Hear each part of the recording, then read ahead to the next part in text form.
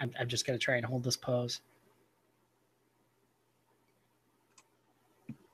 All right. Sound speed. All right.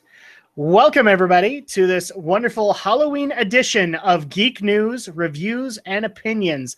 For those who are new, this is the show where we talk about all the week's events in Geek. Now, that can be anything from tech and gaming to movies, TV, anime. We pretty much don't set a limit to it. It's all things geek, and we welcome you guys out, especially for this Halloween edition. Usually we have a full panel, but tonight I already know that at least one of us is out celebrating the season, so to speak. But that's okay, because I'm your host, Adam Mickelson, and I'm here to talk about some Halloween stories as well as talk about the week's events in Geek. And I'm also not alone. I am being joined by Stephen Romney of Studio Ghost, a.k.a. Studio Phantasma, and also the Scholar of the Forbidden. Is this supposed to be a reference to Lovecraft? Are we going to see tentacles tonight? Well, it could be a reference to Lovecraft. It could be a reference to Evil Dead. Really, a lot of what really creates different horror is our natural curiosity. The fact that even in the face of our own death, we have to know that answer. We have to know why, we have to know what lies beyond the mountains of madness. We have to know what is in the basement. We have to know what's saying, Klaatu, Barata, Niktu will stew. Exactly. We have to know what happens when we say Bloody Mary in front of the mirror 3 times. Or Biggie Smalls. Or Biggie Smalls. Or the Villager. Villager? Yeah. Nintendo actually made the joke, saying, if you look into a mirror and say the Villager 3 times, he will appear. This is the first time I've ever heard of it. That's awesome. It was on their Facebook thing, and it shows the Villager, hiding in, the background of the Wii Fit stage. Oh, jeez. Oh, man, that's awesome. So first of all, Rami, how is your Halloween going this evening? We obviously can see you dressed for the occasion. Yes, I pretty much did a twist on the outfit I wore in Monster Clash, which literally went up a couple of hours ago. It was a bit of a mad dash trying to edit. I was up late last night till 2, and then I was putting the finishing touches on it this morning/afternoon with some last-minute music taken from the one, the only Kevin MacLeod. Made sure to donate money after doing so because he's a nice guy. Nice. All right. And also, just because I already know that people are going to be throwing this at me. So, yes, we already know that Romney's in costume. I am not. And mainly that's just because, for me, this was not necessarily the Halloween I had to celebrate. I was actually out with my daughter for her first ever Halloween. Needless to say, it's a 50-50 thing whether or not she enjoyed it. But, I'm still wearing my Zelda shirt. So, I'm not exactly out of character. So let's go ahead and get into the stories of this week. And I know Alex will be joining us in a little bit. He's just getting back from work, a.k.a. the zombie plague, or what we're eventually going to call the Black Friday plague, because that's going to happen. So yes. It's going to happen because I'm sure at some point we will have a discussion on Black Friday because we really do need to have one. Therein lies the true horrors of man, our greed. Indeed. So let's go ahead and get into the first story that happened this week. And this is the story that Romney put up. And I'm thoroughly convinced, Romney has admitted on the show a couple of times he's never traveled. And we've always kind of made the joke that we need to get a Kickstarter going to get him to Disney World just so that he can actually see it. And this time he actually kind of played along with the joke and said, no, I want a Kickstarter to Osaka. Mm-hmm. To which at that point, I didn't get what he was talking about originally. I went, why do you want to go to Osaka? And then I read the story, and I'm like, oh, gotcha. So in Osaka, there is a real-life Pokemon gym opening next month. Mm-hmm. Now, people might be a little confused because, well, first of all, the Pokemon fans out there are like, yes! But what? So the Pokemon Expo gym will be the first hands-on I love how they say this, edutainment facility for Pokemon in Japan. The purpose of the facility is to provide fans with advanced, tips on Pokemon, on using abilities, and overall a way for kids to also enjoy and learn to communicate with each other as part of the program. Basically, it's just going to be a place where, card game tournaments or if you want to interactively battle your Pokemon, you can go and do that. Yeah, but there are also various training things such as Charizard's Battle Coliseum, Gardevoir's control score that's teaching you in various subjects, which, given that it's an edutainment facility, I'm assuming it would cover stuff like science, math, music, stuff like that. It pretty much kind of reminds me a lot of the children's museum we have here in Salt Lake at the Gateway. And so it looks like it's going to have Pokemon as a motif, but it also looks like it's going to have a lot of nice little like exhibits and facilities for kids to play in that not only will teach them about Pokemon, but also various subjects, which would probably be the only reason why somebody would want to open a place like this because, well, parents. Well, and not only that, but we also find out the true reason why Romney wants to go out there, which is on top of all these events, not only will you be trained in various subjects, but you will also be rewarded with special Pokemon for your X, Y, Alpha Sapphire, and Omega Ruby games.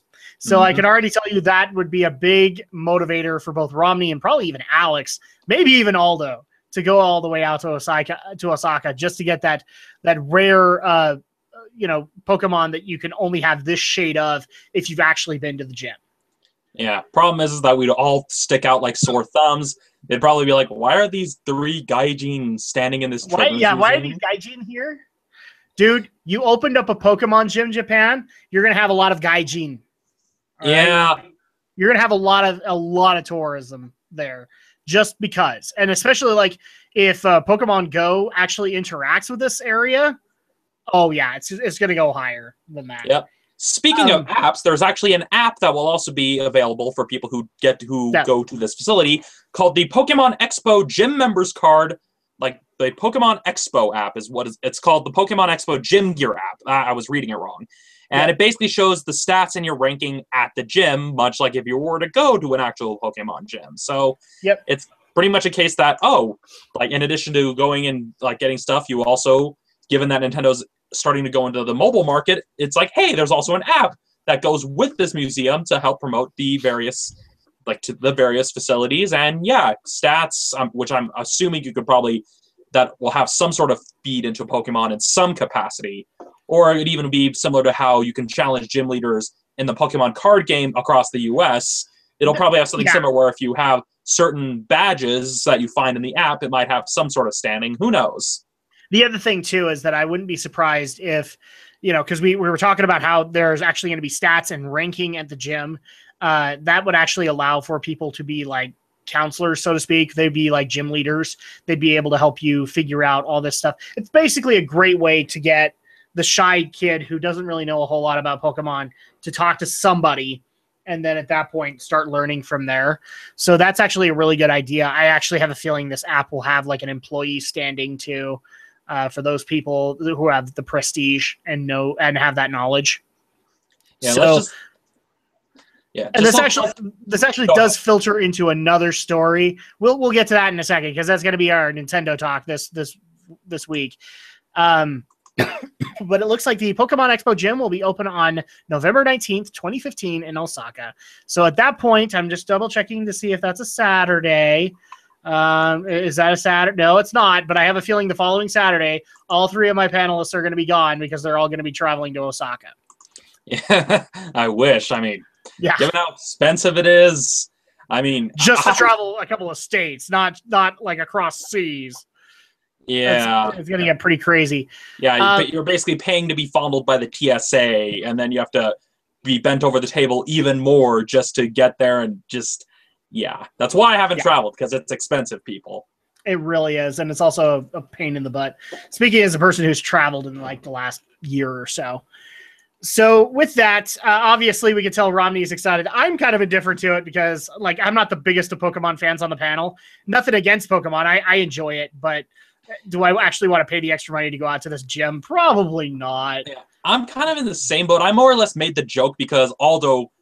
There was another story that I don't know if we covered it last week, but I don't think we did, that Aldo was really excited about that was also having to do with Pokemon. And so I figured it's like a case of, okay, Aldo, you and me, we're going to Osaka. Did we? I actually, we're doing it live, people, because now I'm curious. Let's see. We talked about the amiibo cards, and yeah, if there was a Pokemon story, I don't think we covered it. Okay, so, it was... Well, here's a little bonus, people. It's the whole Build-A-Bear Pikachu thing. Oh, that's right. No, it wasn't that. It was Attack on Titan. Oh, Were we talking about yeah. that? Because we wanted to do like a filming of it. Spoiler Yeah. alert, people, we're talking shop. Yeah, so yeah, that's why I mainly posted that joke for Aldo, because he got so, I mean, you guys, I mean, we've seen Aldo get excited here on this show, but like Oh yeah. we saw him in person and he was like giddy about the fact that you'll be able to make a Pikachu next year at Build-A-Bear. Like you know how you see fangirls or fan guys, that was Aldo. That was Aldo. Yeah. He was that giddy. No, it's one of those rare times where you actually got to see Aldo geek out, and it's a joy to see. I actually even made the joke I'd have to bring my wife because she would hold it against me if she could not build a Pika Bear, for lack of a better term. If she couldn't build a Pikachu, she'd hold that against me, and at that point Aldo was like, "Bring whoever, we just need to go." Yeah, I thought you were about to say a Peekaboo, and I'm like, so a Pikachu with a little ghost costume? That actually sounds really adorable. You know what? I might build that for my daughter. I might do that because that sounds awesome.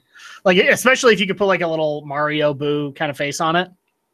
That'd be awesome. Now I'm just suddenly reminded of Squirtle with the scary teeth from the anime. Yeah, I forgot about that. So let's go ahead and get into the next story here, which is actually the Nintendo talk. So Nintendo has, and Romney kind of spoiled it because Nintendo has said for a majority of this year they do have some smart games for smartphones coming. That they did want to develop that. They also did confirm that the main flagship titles would not be those. Because like I remember earlier this year, I made the guess that it would be them bringing their original titles to smartphones. And I think Aldo pretty much shot me down. He's like, no, that's not what it is. And they clarified later, it's not that. It's going to be its own thing. So this time around, we actually do have Miitomo. Is the name of this one? Am I saying it right? Miitomo? That is correct. And according to the articles, it is some sort of social networking, social interaction app that uses the Nintendo Miis. Yes. So basically, the purpose of this app is to encourage people to socialize to some extent. It's kind of functions similar to what you get with Street Pass Plaza Garden. Is that from what I've looked up at the Miitomo app, it seems to be kind of a less game-centric version of that app, of that software, where you have the Miis. They exchange like emotion information, the little interactions between the two Miis based on who you pass, like out when you're out and about. So that seems kind of like what this app is that it's more or less like the Street Pass Garden, the Street Pass Mii Plaza that we have on our 3DSs. Mm-hmm.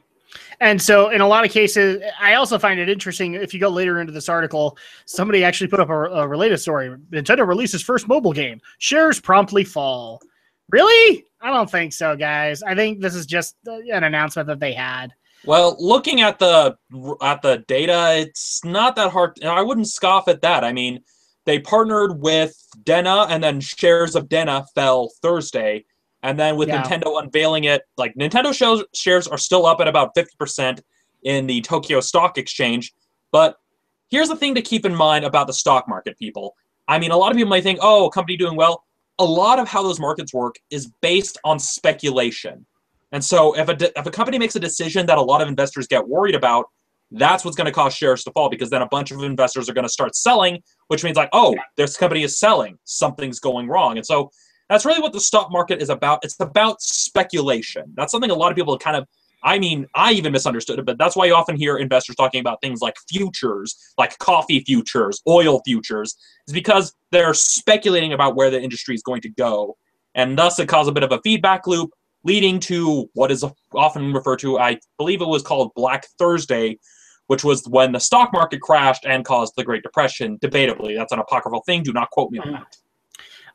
So back to the story here. I actually don't see a problem with this Miitomo app. I actually like it. The fact that we would be able to interact with maybe other Mii, like if it had the same kind of functionality as like Pokemon Go, where you could actually see other people's Miis and interact with them. I actually would wonder if maybe you could have some kind of functionality with like your Mii fighters and Smash Brothers, or what's another game that incorporates the Miis a lot? Well, we have the Mii Mario Party eventually coming out. I think that did get announced. So you'd be able to do that.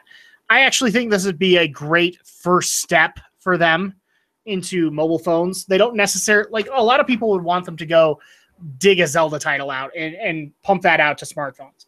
I actually don't like that idea. I don't like having your flagship franchises go to mobile phones. In fact, I've criticized Square Enix for the Kingdom Hearts game that they have coming out for mobile phones. I just don't see that's a proper medium to be able to do a complex game like that. Well, yeah, but at the same time, it's one thing to do a simple port, but it's another to actually create an experience unique for mobile phones, which with Square Enix, that's something they've been doing long before Kingdom Hearts. They were ahead of the curve with things like Before Crisis and a bunch of smartphone and mobile phone titles. And so with Nintendo, it's kind of a lot of people think, oh, they're going to rush games out. No, they need to start out small. They need to see what works for the smartphone market, because the kind of games that we buy for our consoles and for our handheld consoles aren't necessarily going to fly if you're trying to use them on a smartphone. I mean, one, it's an all touchscreen device, which poses its own design problems. And so, I mean, some people try to do, oh yeah, they just put like the joystick and the buttons as touchpad stuff. But that's just taking a needless shortcut, especially when you consider some games need an L and an R button. Where the hell are you going to put that? And exactly. That's Nintendo, a frustrating aspect.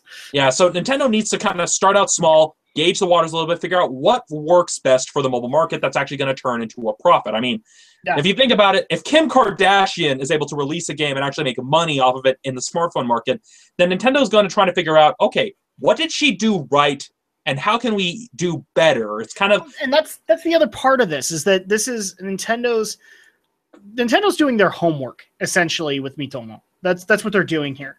Because I'm sure that they've paid attention to people like Kim Kardashian making apps and being successful about it. But I also have a feeling that they're looking at their other Japanese compatriots, like Square Enix and Capcom, and seeing how they're faring. And they probably took some of the successes that Square Enix has had, because I know Before Crisis did fairly well. But if I bring up All the Bravest to anybody who plays mobile games, and I think even Aldo, I would get smacked upside the head because you don't bring that crap up. Yeah, I mean, the good ones, there's...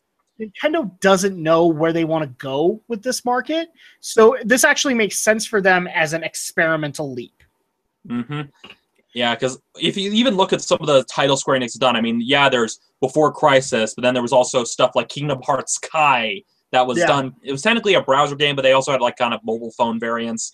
Point being, and look at Coded. Coded was initially meant for mobile phones, and so it's kind of the case of Nintendo is really behind it. So they basically want to make sure they're not going to put a whole bunch of money into something that's going to flop, because well, given the Wii U and how it's been faring, they can't really afford that, especially in the wake of the loss of Satoru Iwata, people being uncertain about the new president. They're pretty much they're in no position to be as ambitious. But I like to think that they'll look at what was successful with mobile phones with stuff like Angry Birds and kind of employ Gunpei Yokoi's philosophy of lateral thinking, of using stuff that people may consider outdated for even smartphones and trying to apply it in a new way. Because, like I mentioned, designing for smartphones is different from designing for handheld consoles. It's a completely different animal, and you have to keep in mind of the various factors of, well, when would somebody be using their smartphone to the point where they'd be able to use this app? They're not going to be like holding their smartphone as like a hardcore player. They're just going to be pulling it out to kill time while waiting in line or while they're riding the bus. And that's something I like about their handheld consoles, is because they understand they need to be able to pull it out and put it down at a moment's notice. Exactly. And really the handheld market, I'm kind of glad you brought that up, because I get irritated when people make the argument that Nintendo cannot cater to the casual gamer or the hardcore gamer because they're too busy focusing on them. They cater to both in some aspect, and casual gaming is kind of the way that they do that with the handhelds. That's where they get you in, because look, they know you probably won't put down $250 for a Wii U, but you might start off with a little handheld console and mess around with that. And that's where things like WarioWare and Animal Crossing get huge fanfare on. You know, as much as people want to give them crap about, all these casual cutesy games go out to Nintendo, that's the reason why, is because the casual gamers are usually going to go there.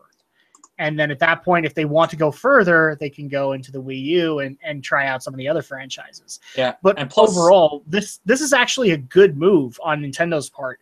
they need to get into this market, but they have no idea how. So they decided to do something with the Miis, which is something that they've been focusing on all year. I would actually say for the last 2 years, right? Because the Mii Fighters was kind of the first movement in that regard. Yeah, and another thing to remember is that just because a game is designed for casual players doesn't mean it can't be good. I mean, if you look at just how simplistic games were in the past, and yet we still regard them as classics today. I mean, the original Mario would be considered a casual game by today's standards because of how simple it is. And so it's like everybody thinks, oh, casual gaming, it's not that. No.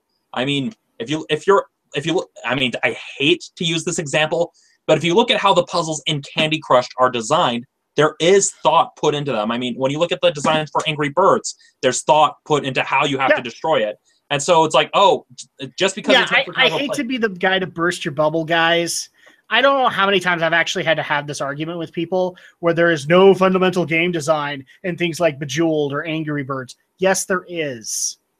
There is game design. There are game design elements that are there, basic educational elements that you get. I mean, you are getting taught stuff in Plants vs. Zombies, people. It's not just brain numbing.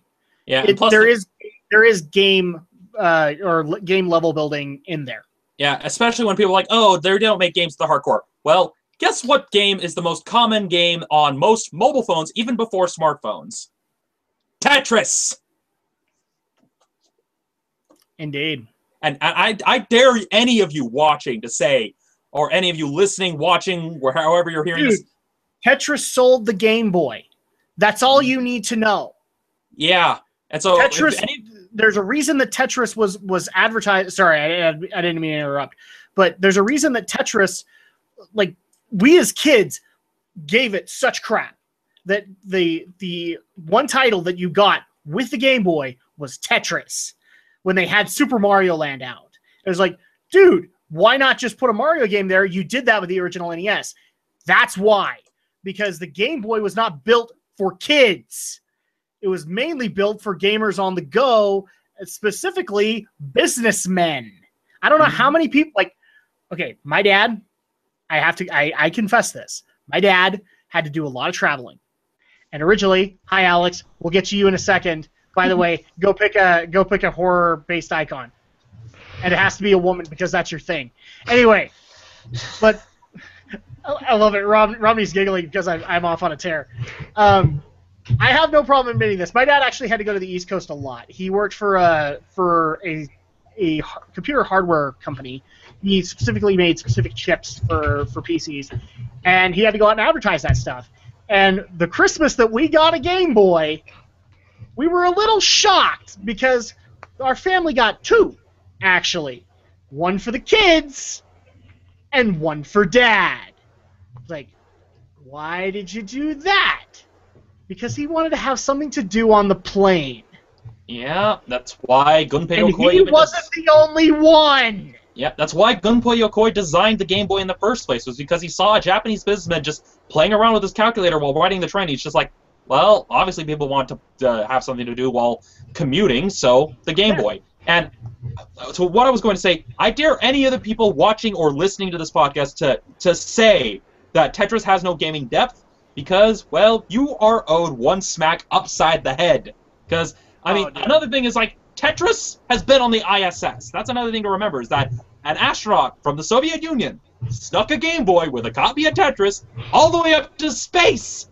That's how much Tetris actually has an impact. So everyone's like, oh, there's no design in mobile games. Tetris, Angry Birds, Candy Crush, there was thought and effort put into those games. And so, really, people who thumb their nose at the casual market, you're doing gaming a disservice. Because it's through those games that people get introduced to gaming. Not everybody wants to play Call of Duty and basically shoot up a bunch of polygons because, you know, not everybody is violent, nor is everybody a freaking psychopath. Now, that's not to say all COD players are psychopaths, but that's an argument I've had to feel where, like, well, don't you just want to go and, like, shoot something or kill something? Well, no. Well, that's why there's a bigger problem when it comes to that, Romney. We have to acknowledge this just really quick.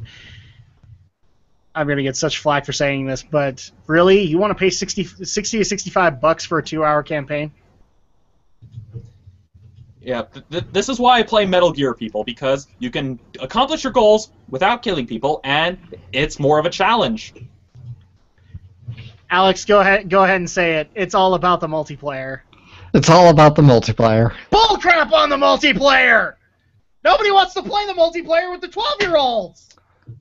Alright, I'm good. I'm good now. But, so, Alex is actually joining us kind of late because he had to get out of work.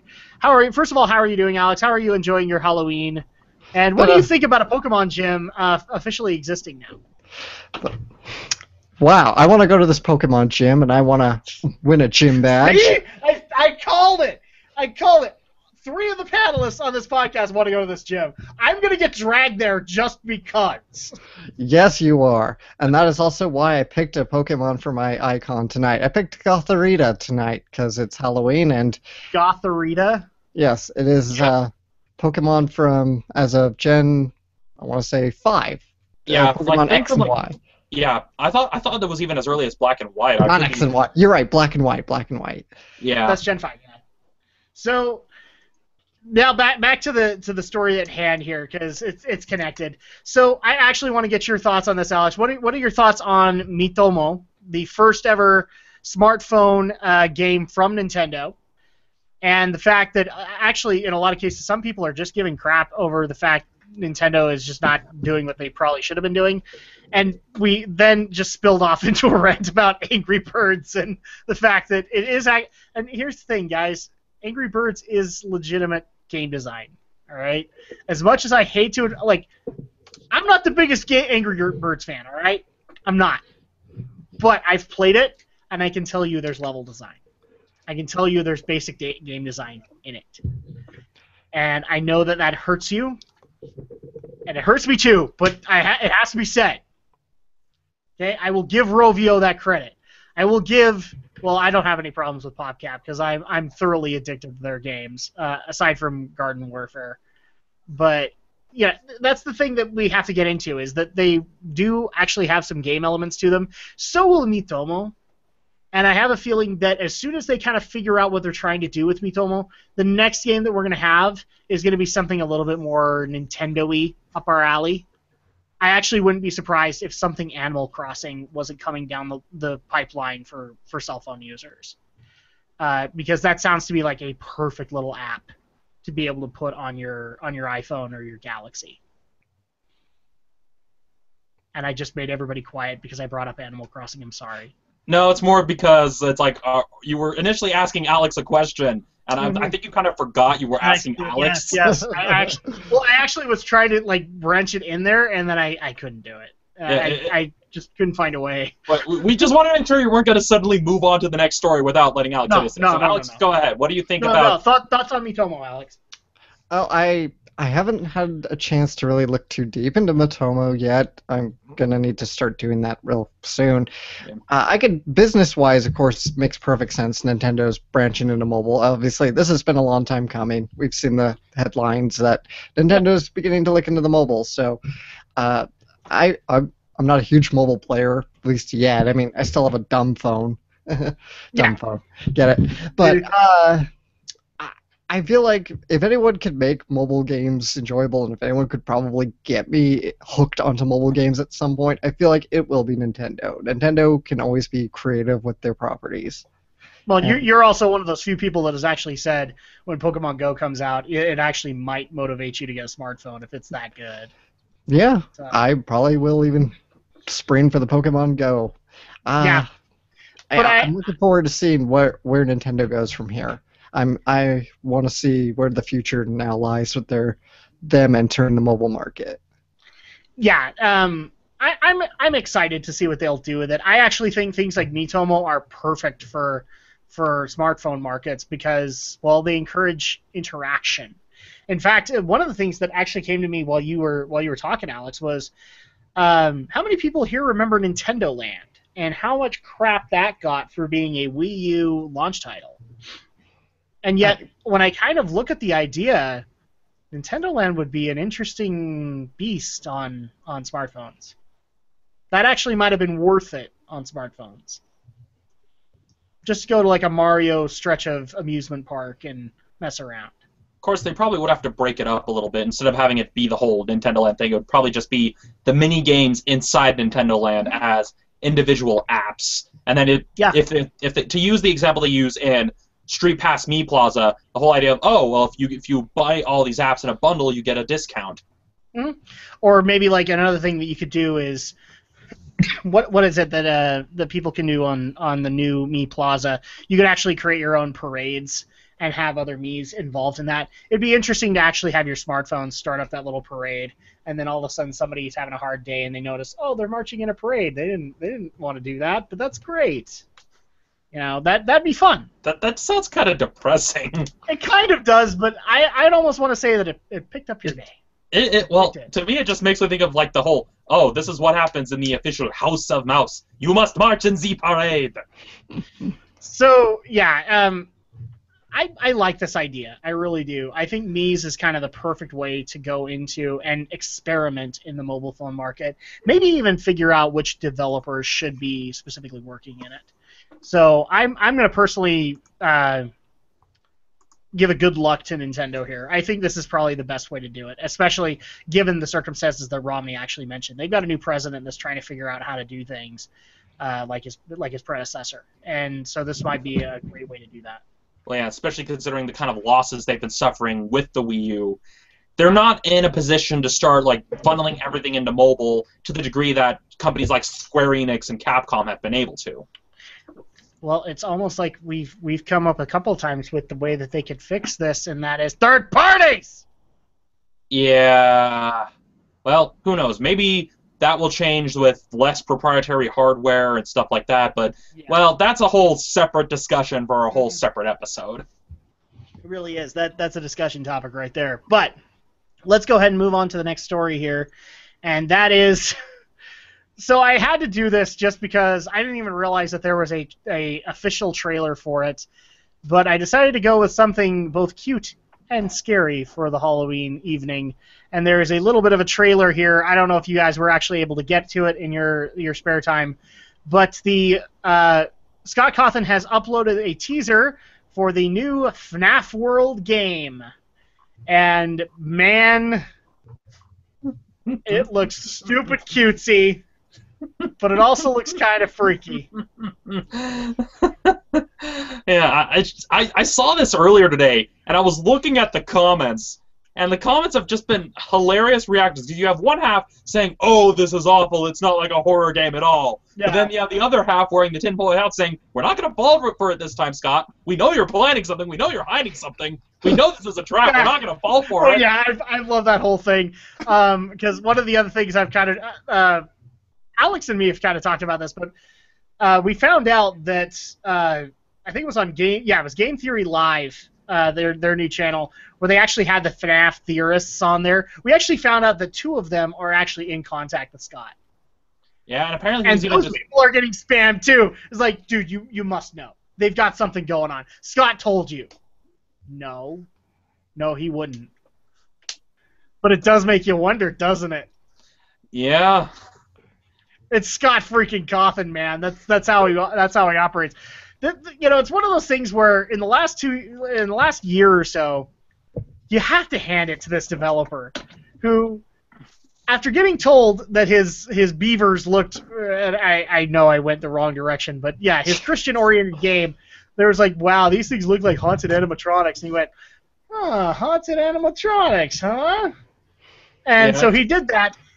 He basically created a story without creating one, and basically making an entire YouTube community come up with the story. I'm thoroughly convinced that there is no story. He just basically made us create it, and then he just looped around it. I could buy that. Yeah, no, he totally could have. But then we have this come out, FNAF World, and I hate to say this, I want to play it. Everyone's gonna play it. I do. It looks cutesy and it looks dumb, but it also makes me giggle, and it also makes me go, I want to see where this is going. Because it also kind of, maybe I'm the only one that thinks this. It kind of has a Super Mario RPG vibe to it, and so at that point, I want to see what he's gonna do with it. Yeah. And I mean, in my mind, it could go like one of three ways. One is that it could be a straightforward cutesy RPG, and Scott Cawthon is trolling everybody. Or it could be start out as a cutesy RPG, but then get really effing disturbing, kind of go down the Earthbound Undertale route, and basically Scott Cawthon will be trolling everybody. Or it could be revealed that this is a game that takes place in the world of Five Nights at Freddy's, where, much like how we have the Chuck E. Cheese games, this would be just a game that the people behind the Freddy Fazbear pizza chain put out. It's like, hey, it has all your favorite mascot characters, and that becomes some sort of meta-narrative that Scott Cawthon trolls everybody with. So somebody actually just pointed out an interesting comment to me, and I just have to read this to you guys. So all of this is basically hatred for Scott Cawthon, and here's how the hatred goes. One direction is, come on, Scott, quit holding out on us, actually tell us the story of what happened. And then the other one is, really, Scott, this is way too cutesy, and you're avoiding the concept of what's truly happening in the series. So it all loops back to, you won't tell us what's going on. Yeah, that's exactly what Scott's doing. Scott doesn't want to tell you what's going on. In fact, he's said it numerous times. Because I don't know if you guys actually saw the Steam update, but where he actually admitted, like, the first 3 games, you guys got it spot on before. You aren't even close, and I'm tempted to not tell you. I'm tempted to just let it sit there. Scott,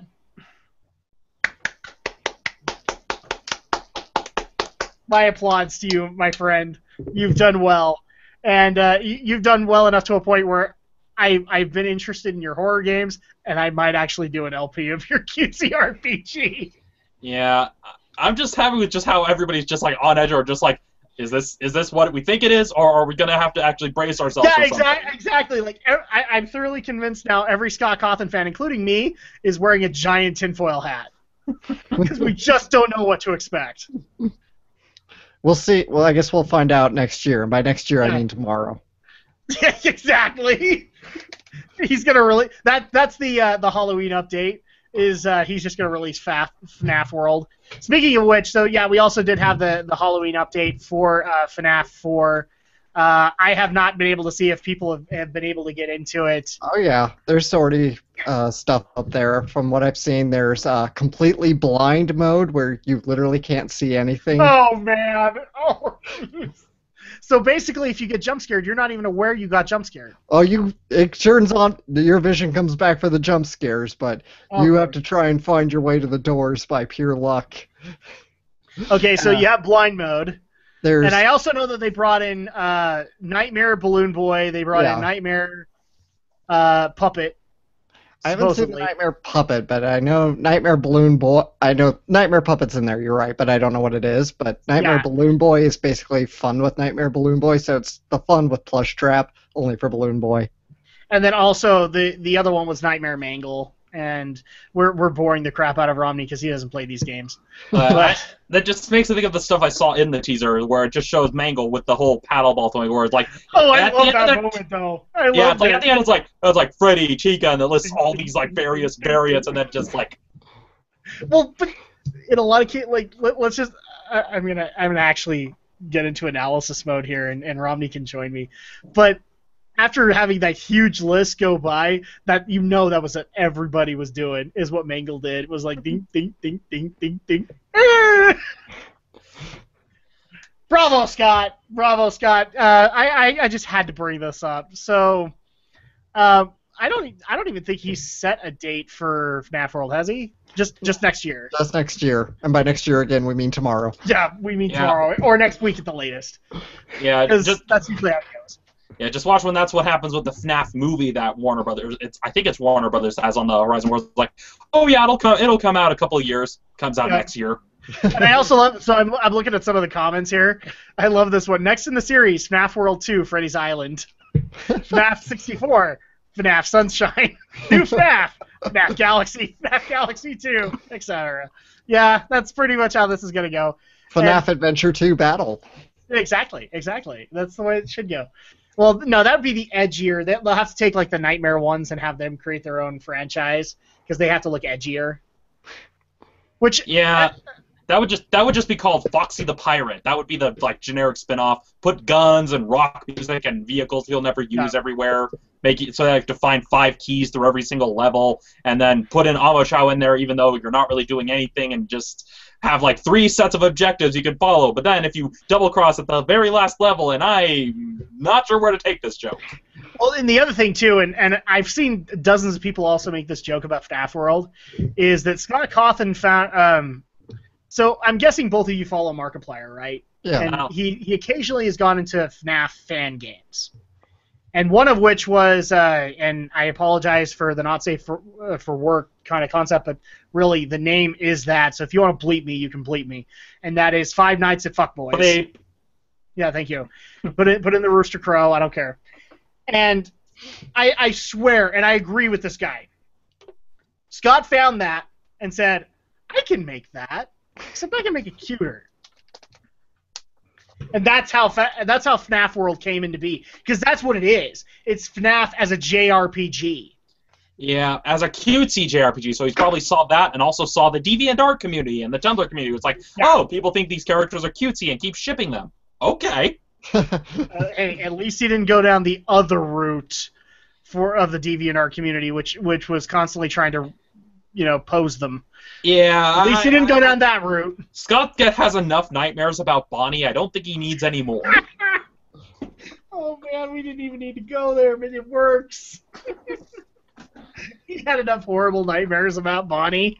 He didn't need Bonnie soliciting him for other things. Yeah. Again, I mean, one of my favorite quotes when somebody responded to the whole more shipping imagery of Five Nights at Freddy's, it's just like why would you sexualize a duck with teeth that lives in my nightmares? I don't want to sleep with a duck with teeth that lives in my nightmares. Mm-hmm. Exactly. Or a fox that has a really ginormous rusty hook. Well, then again, it's like the same thing where that. there are people who have crushes on Freddy Krueger. They're always there. I mean, there are people who write love letters to serial killers. It's just a weird fringe. Yes, and this is sadly true, Romney.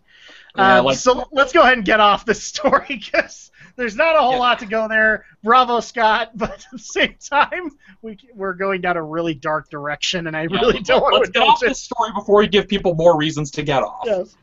So we're going to go ahead and go into the entertainment portion here. We actually do have some other time set aside for Halloween stuff, since this is a Halloween episode. But the first story that we need to talk about with entertainment is that Crunchyroll is actually going to get into the anime producing game. And I made the joke that basically Crunchyroll is going to pull a Netflix. But truth be told, if there's a company out, like a streaming company that should do that, it would be Crunchyroll. I can't see Neon Alley doing this, and I certainly can't see who. I didn't even see Netflix doing anime, for crying out loud, and they have 2 series under their belt, and they're giant robot series. And yes, stop recommending it to me, people. I already got enough on my list. I will get to them. But yeah, so they are actually going to go ahead and produce anime, but I could not actually find what companies they were going to legitimately work with. That'll just be something they'll have to work out in the future as this really kind of comes to fruition. So this isn't a contract set with a specific team. Doesn't seem to be. It just seems that they're going to open a production thing, but I can already guess what company will be eager to produce stuff for Crunchyroll because of their openness to working with U.S. companies, and that would be Madhouse. I mean, Madhouse, they've worked with Marvel, they've worked with... So Madhouse is definitely going to be one of the companies that Crunchyroll might approach. If not, they might approach Crunchyroll saying, hey, we noticed that you're wanting to produce your original content. Well, let us do it. And I'm trying to think of all the stuff that is under the Madhouse banner. Afro Samurai, the Marvel anime, Final Fantasy Unlimited was also done by them. Cardcaptor Sakura. You're just happy about that now, aren't you? Yeah. As a clam. Yeah, so I've actually brought it up. Ooh, Barefoot Gen is more as a clamp, though? As a clamp or as a clam? Clamp! Oh, I know the joke you're going for, Romney, and I'm not pushing it with Alex because I know what'll happen. Bad things. Very bad things. So yeah, I've actually got the list here. So we've got quite a bit.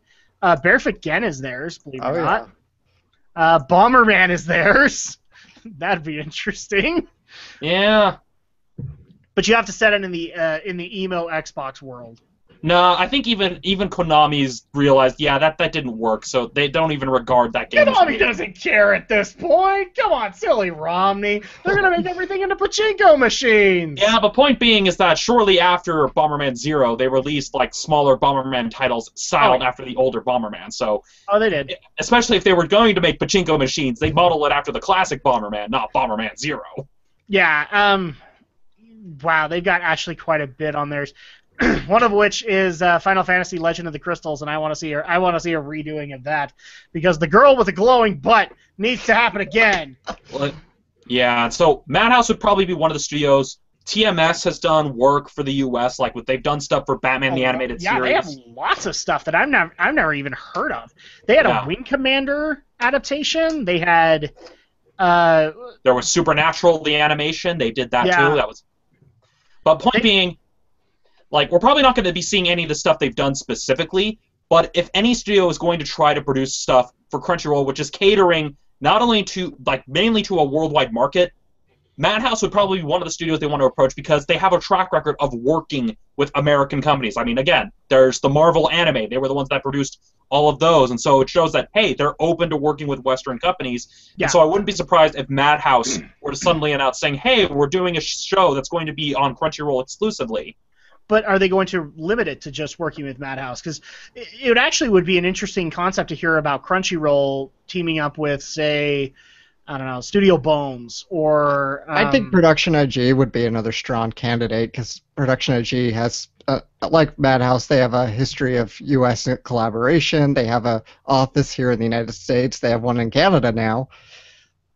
Yeah, and especially if they were to try to license any titles that were published by Kodansha, because Kodansha also has a really strong U.S. presence, because a lot of people in the comments of the story are like saying, oh, hopefully they'll resurrect manga series that couldn't get complete adaptations, like some people pushing for them picking up stuff like Rosario to a Vampire, or Tsubasa Reservoir Chronicle, or like a bunch of stuff that the anime didn't do well enough to warrant a full adaptation. Granted, that's very wishful thinking, but if they were to go over to Kodansha and said, hey, we noticed that you have some of these manga franchises that you've been trying to introduce to the U.S. How about we work together with this animation studio and produce an adaptation and basically make it appeal to Western audiences? I see what Romney did here. He wants to talk about his other Kodansha thing. No, I'm sorry. I didn't mean to interrupt you, but I'm like, Kodansha, that sounds familiar. Oh, wait. He wants to talk about the Change.org petition.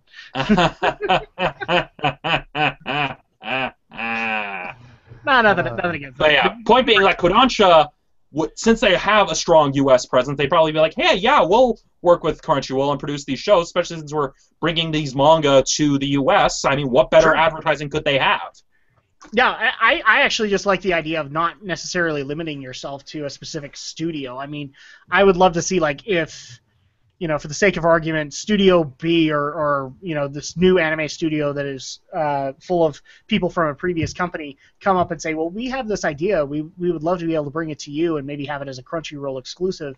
Then they could do that if they wanted. Who knows? Maybe even Gainax would probably get into the game and say, hey, you want us to disappoint fans even further? Oh, poor Gainax. People won't let me forget about Evangelion. They've done more than about it. Well, they've done more than Ava. I mean, like Penny and that's the one. That's the one that Alex likes to point out to me constantly. Go, hey, look, she's Gainaxing. It all comes back to Anno. It does. It really does. It does. Okay, Romney, you and I have to be in agreement here. It always does, especially when these two characters are concerned. Yeah, we're missing one of them, but well, there you go. We'll just add it to the chart. Like Adam's got it like a chart in his room. We don't see it on camera, but it like just shows Anno in the center, and you see like just this huge web of all this anime stuff that all connects to Anno, and he just stares at it. It's already across the room at this point. Yeah, it's just like, what does this mean? What does it mean? Show me your secrets, Anno. And I've got a bunch of yarn on a string, and I'm using thumbtacks, connecting everything to the Kennedy assassination and Anno. It was Anno's grandfather that did that, and therefore that's what got the funding for Evangelion. Evangelion was funded by the CIA, the KGB, the lizard people. Yeah, who knows? Maybe it's all about a secret military operation. Maybe the word angels is a code name for a certain enemy nation or terrorist faction. And then basically it's all about an operation of them co-opting technology and weaponry that this faction created and using it against them, but putting special power limiters over it. Then it just happened to go berserk at one point and killed a bunch of their own personnel. But hey, I haven't seen Ava, so I'm grasping at straws. That's not too far off. It's just a theory, an anime theory, but... It's just a theory. I just have to say this. I'm reaching out to the ether here. Aldo, how are you not here? It's like right Aldo's signal has gone up. We're talking about Anno. He's going to show up in like the next 5 seconds to talk about Anno, and then he will buzz off to the Halloween party he's part of. I'm sorry. I'm just waiting 5 seconds. Yeah.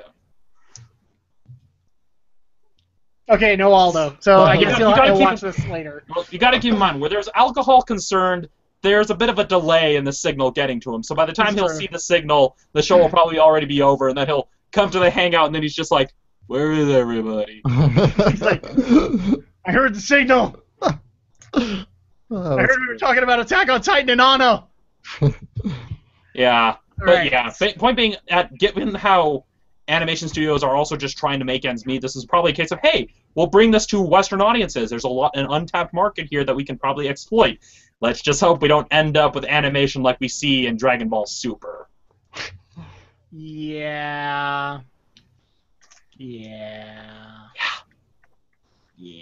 I've not seen that, so I don't know. Well, I've seen pieces.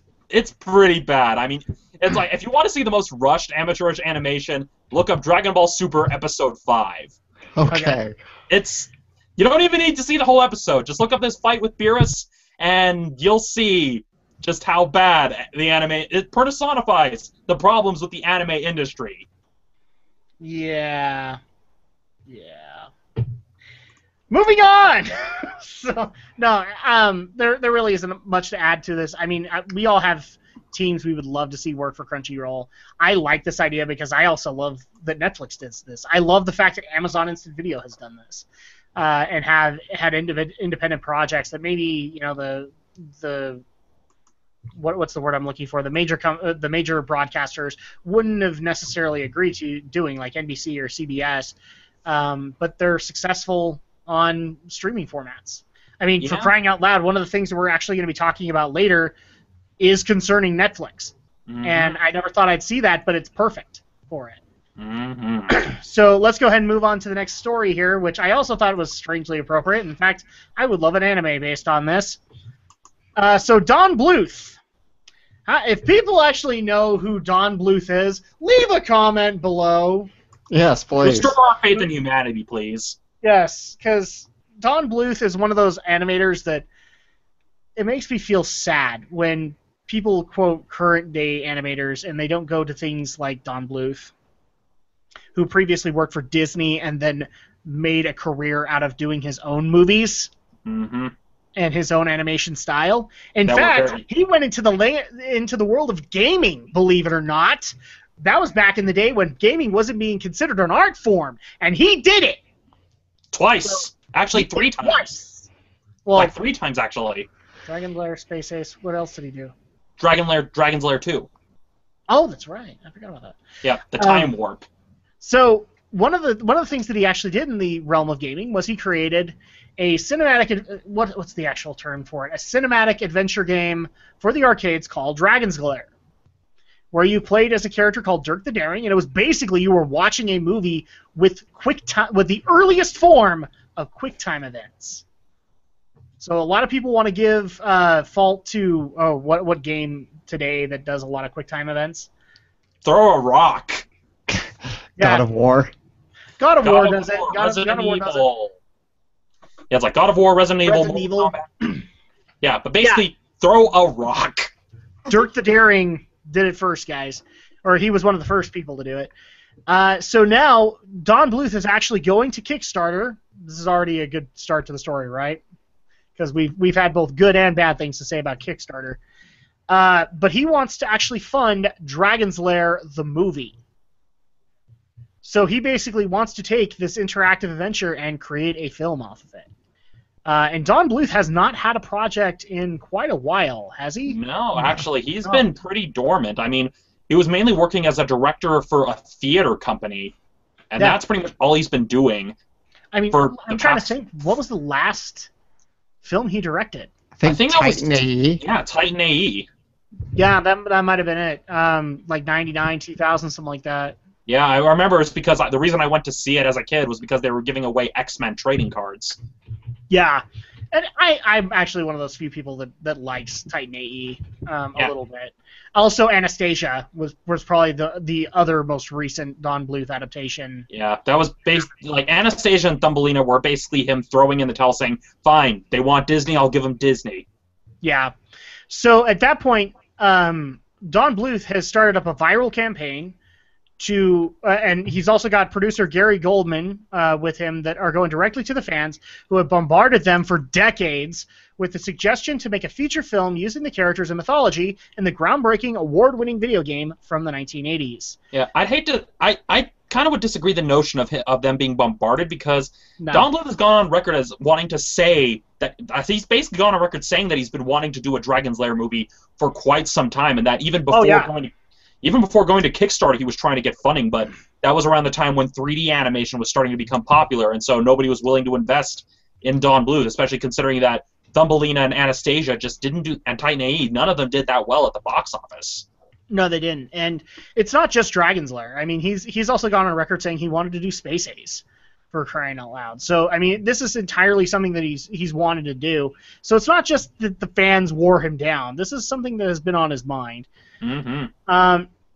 And I guess one of the main reasons that he's more interested in doing that now is because at least the premise that a lot of people are thinking is he's seeing a lot of successful Kickstarter campaigns from other game developers, and he's basically seeing his window to be able to do Dragon's Lair the movie. Yeah. And I actually wouldn't mind this because, frankly, I remember where it was a mark of arcade prestige if you actually knew every command prompt for Dragon's Lair or Space Ace. And at that point, if the people, because I was one of those people, not the ones that knew the prompts, but I knew the person. If that person walked in the arcade, you were begging them to play Dragon's Lair so you could watch it all the way through. And there would be crowds behind them. Those crowds dissipated as soon as certain things like Street Fighter and Mortal Kombat hit the scene, but there were people who were like, holy crap, this guy's gone through Dragon's Lair. Yeah, just makes me wonder what would have happened if the Act got more popular, because the Act is the only other like game that does the whole Dragon's Lair thing. It's just, instead of the command prompts with buttons and a joystick, it's done with a dial that you have to turn one way or another. Yeah. I mean, for those of you who want to play the Act, Game Grid Arcade, Valley Fair Mall, that's the only place in Utah where you can find it. Mm-hmm. You can't even find these games anymore. Yeah, well, sort of. I mean, I know the Act is now available on mobile devices, tablets, and smartphones, and Dragon's Lair has been ported actually numerous times. You can get it on the eShop through it was a DSi title, Dragon's Lair 2 Time Warp, and they actually had like a DS port of Dragon's Lair, but it was also ported to the Wii as a WiiWare title. So Dragon's Lair, both Dragon's Lair games have had more of a presence than the Act or Space Ace. Yeah. See, strangely enough, the ports that I was thinking of, I didn't want actually mentioned here, which was the NES and the Super Nintendo ports of Space Ace and Dragon's Lair, and those shall not be talked about here. Well, there was also the PS2 game that was more of a sequel to Dragon's Lair, just Dragon's Lair 3D, which had moderate success. It just kind of reminded me a little bit too much of Ghosts and Goblins and Maximo. Yeah, kind of. Now that I think about it, because Maximo was really a Ghosts and Goblins clone. Yeah, although that would be interesting. Don Bluth doing a movie based on Ghosts and Goblins. Now that I would want to see. And now my thoughts are on that. My only thing is, do you like if it's a movie, do you actually have to watch it the second time through to get the Easter egg of the actual ending? Well, they might just pull a Prince of Persia thing, where in the Prince of Persia movie it'll just send Arthur back to the beginning. And then you get to see it. Well, yeah, because I know in the Prince of Persia movie they have the whole thing where at the end of it he's sent back in time to the start of the movie and does something that defeats the villain much earlier. If they were to do that for a Ghouls and Ghosts film, that's probably what they would do. But anyway, I'm kind of excited about this because, well, one, Don Bluth, legendary animator, and two, it'll be nice to see 2D animation starting to get some attention again, because as much as like directors like Brad Bird, Richard Harris, oh, no, not Richard Harris, that's the guy who played Dumbledore. What was his name? It was William Harris, I think, or was it Richard Williams? That's his name. The guy who did Thief and the Cobbler. Mm-hmm. But yeah, like a lot of people like that are like saying, well, yeah, we need more 2D stuff again because we really do. I mean, nothing against Pixar, nothing against DreamWorks, but you know, to the people who actually want to say, you know, 2D animation isn't innovative, bullcrap. Because there's a reason the cartoons are still doing it. Mm-hmm. You know, there's a reason we have things like Teen Titans Go. Or Adventure Time. Or Adventure Time. Those are still viable means, and I would love to see like a classic 2D animated film. And you know, Disney pumps them out from time to time, but mostly they're now just doing them as shorts. Well, yeah, and even then, like their in-house stuff is 3D now as well, because even they're starting to do their shorts as 3D now. Yeah, and that just disappoints me. I would love to see a classic 2D animated film to be able to take my kids to. And you know what, Don Bluth, if it's Dragon's Lair, I'll pay. I'll pay for it. I'll pay too. I'll pay.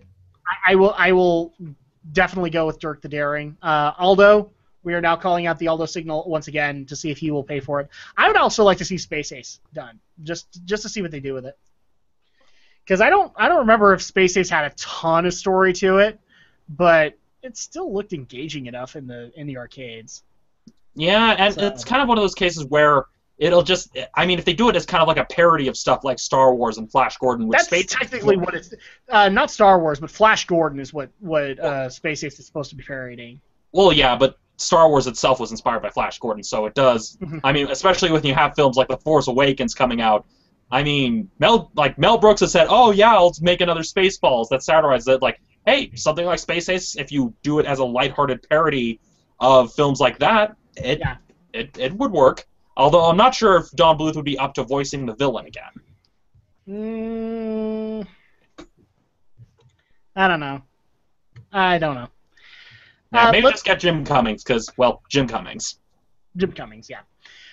So let's go ahead and move on into the next story here, because it sounds to me like we are all in thundering agreement.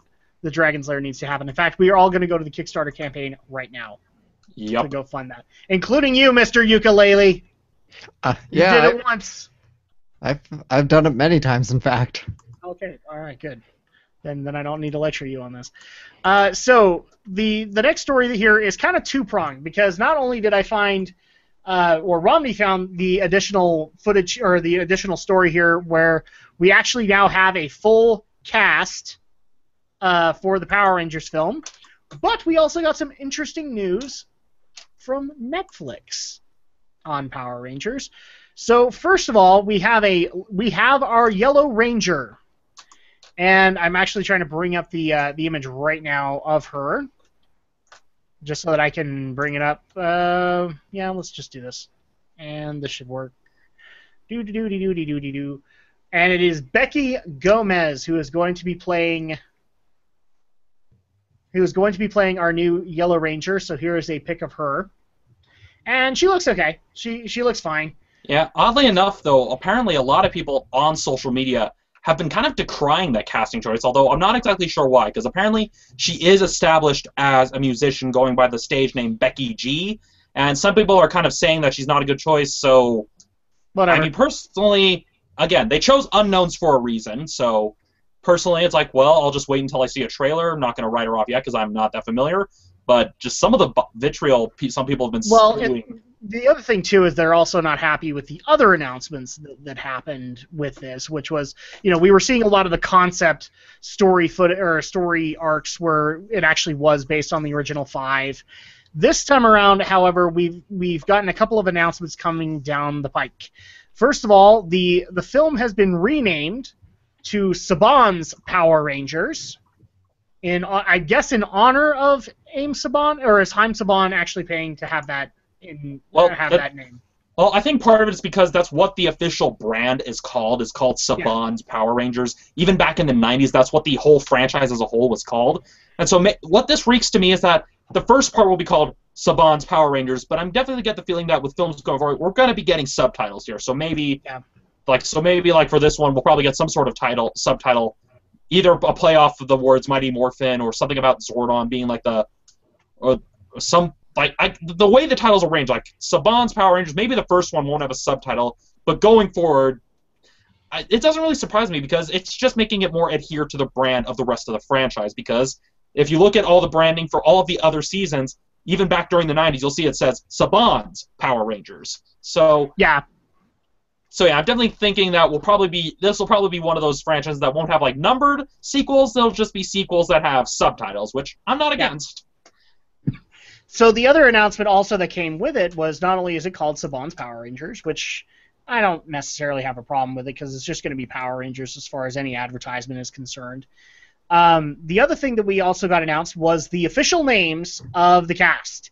So the Red Ranger's name is Callum Oliver, and if he's related to Tommy Oliver, I'm going to laugh, but it's probably not going to happen.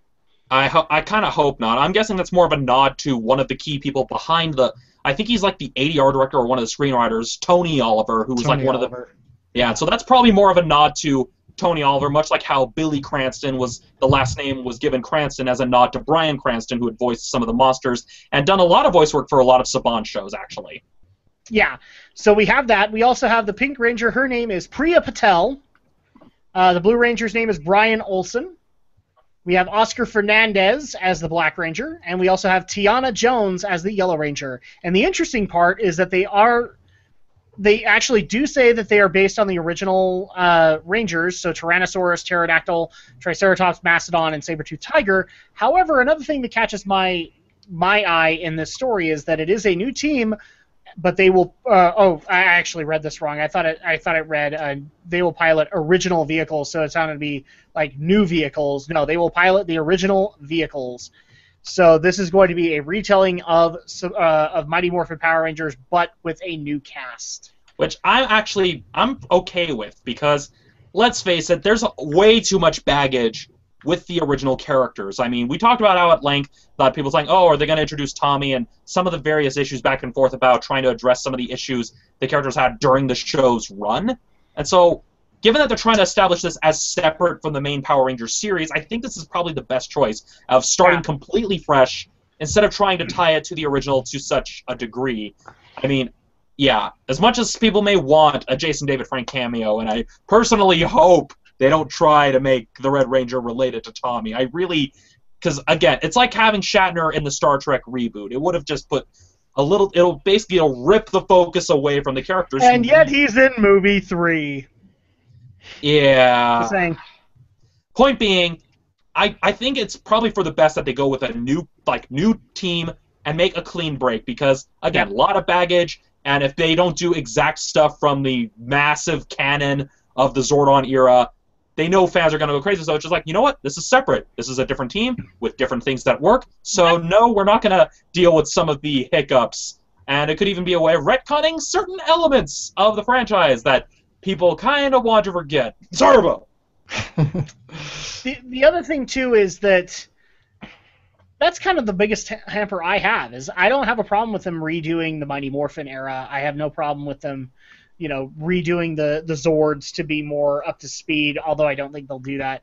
But I think you just hit the nail on the head. I still want this to be somewhat Zordon era. Like, I want a Zordon-esque character to guide them. I want them to have a character who is in a giant tube telling them to look into a viewing globe, okay?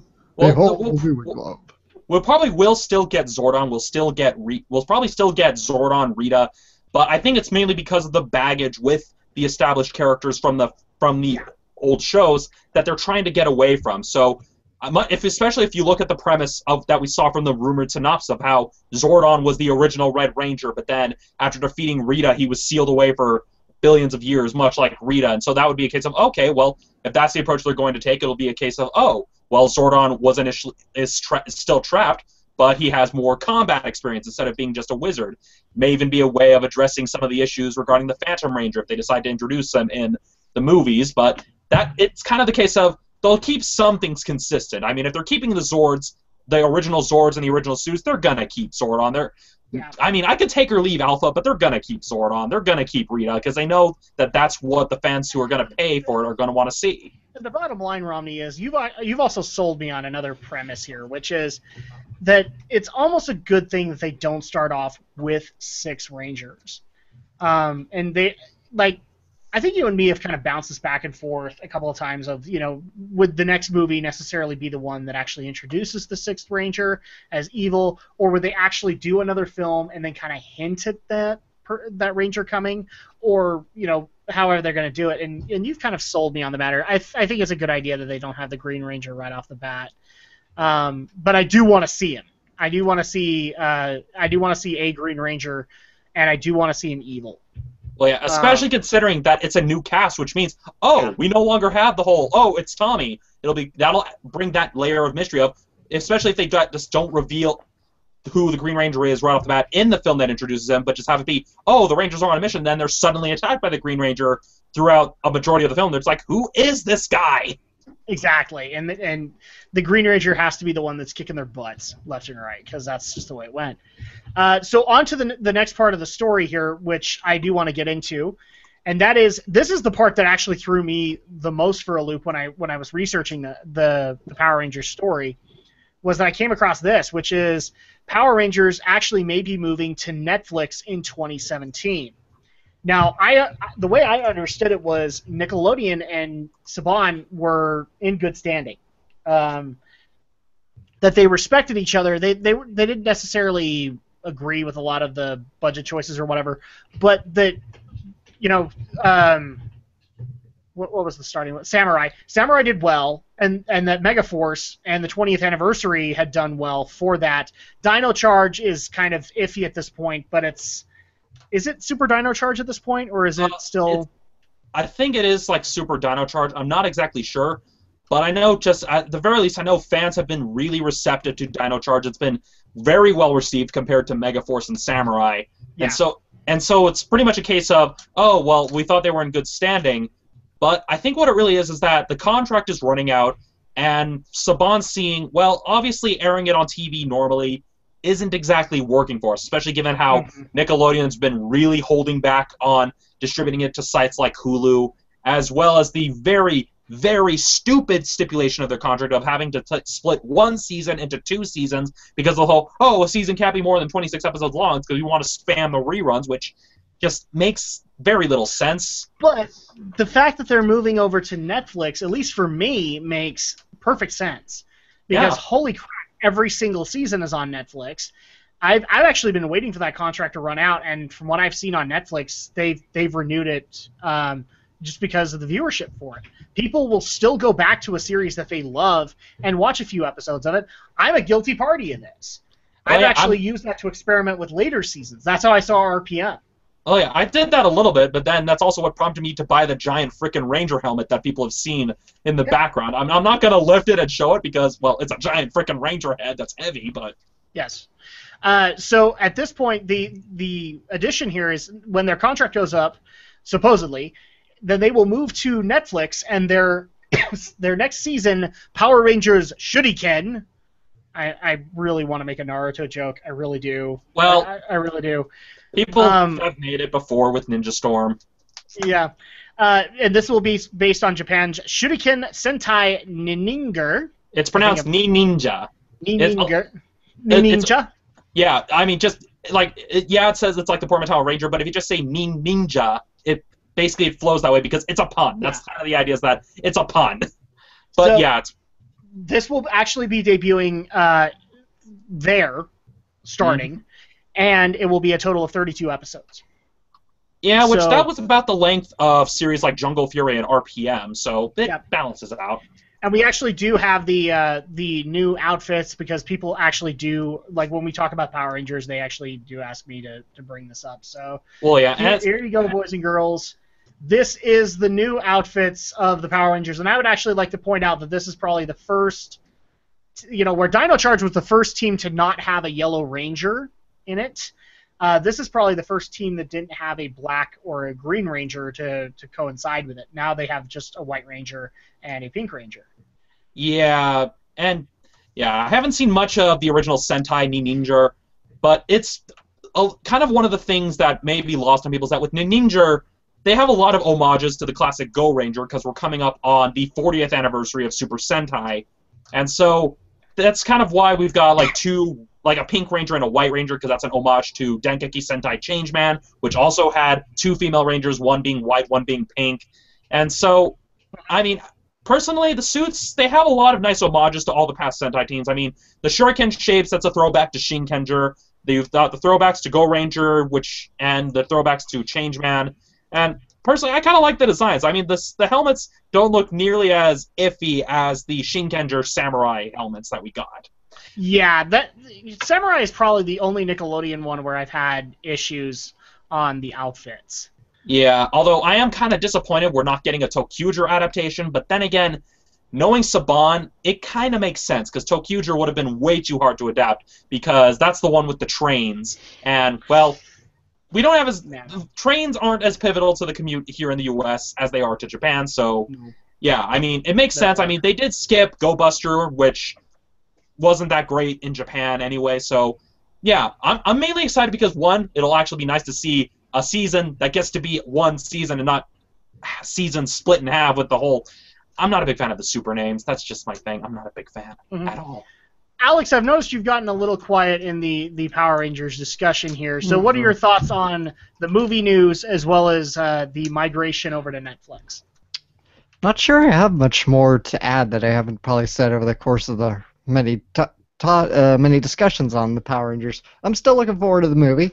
I'm looking forward to see where it goes. I think Romney has a point, I guess, where maybe you don't want to try and make the baggage by giving them the original names. I've always had the mixed feelings on that when they were still potentially going to have the original names, so maybe this is a better step in that direction than to give them all unique names. I do hope, like you, Adam, I hope that there's still enough to kind of give it the old Mighty Morphin, because that's what I'm going to see. I'm going to see a reimagining of Mighty Morphin, so I still want it to have some resemblance to that.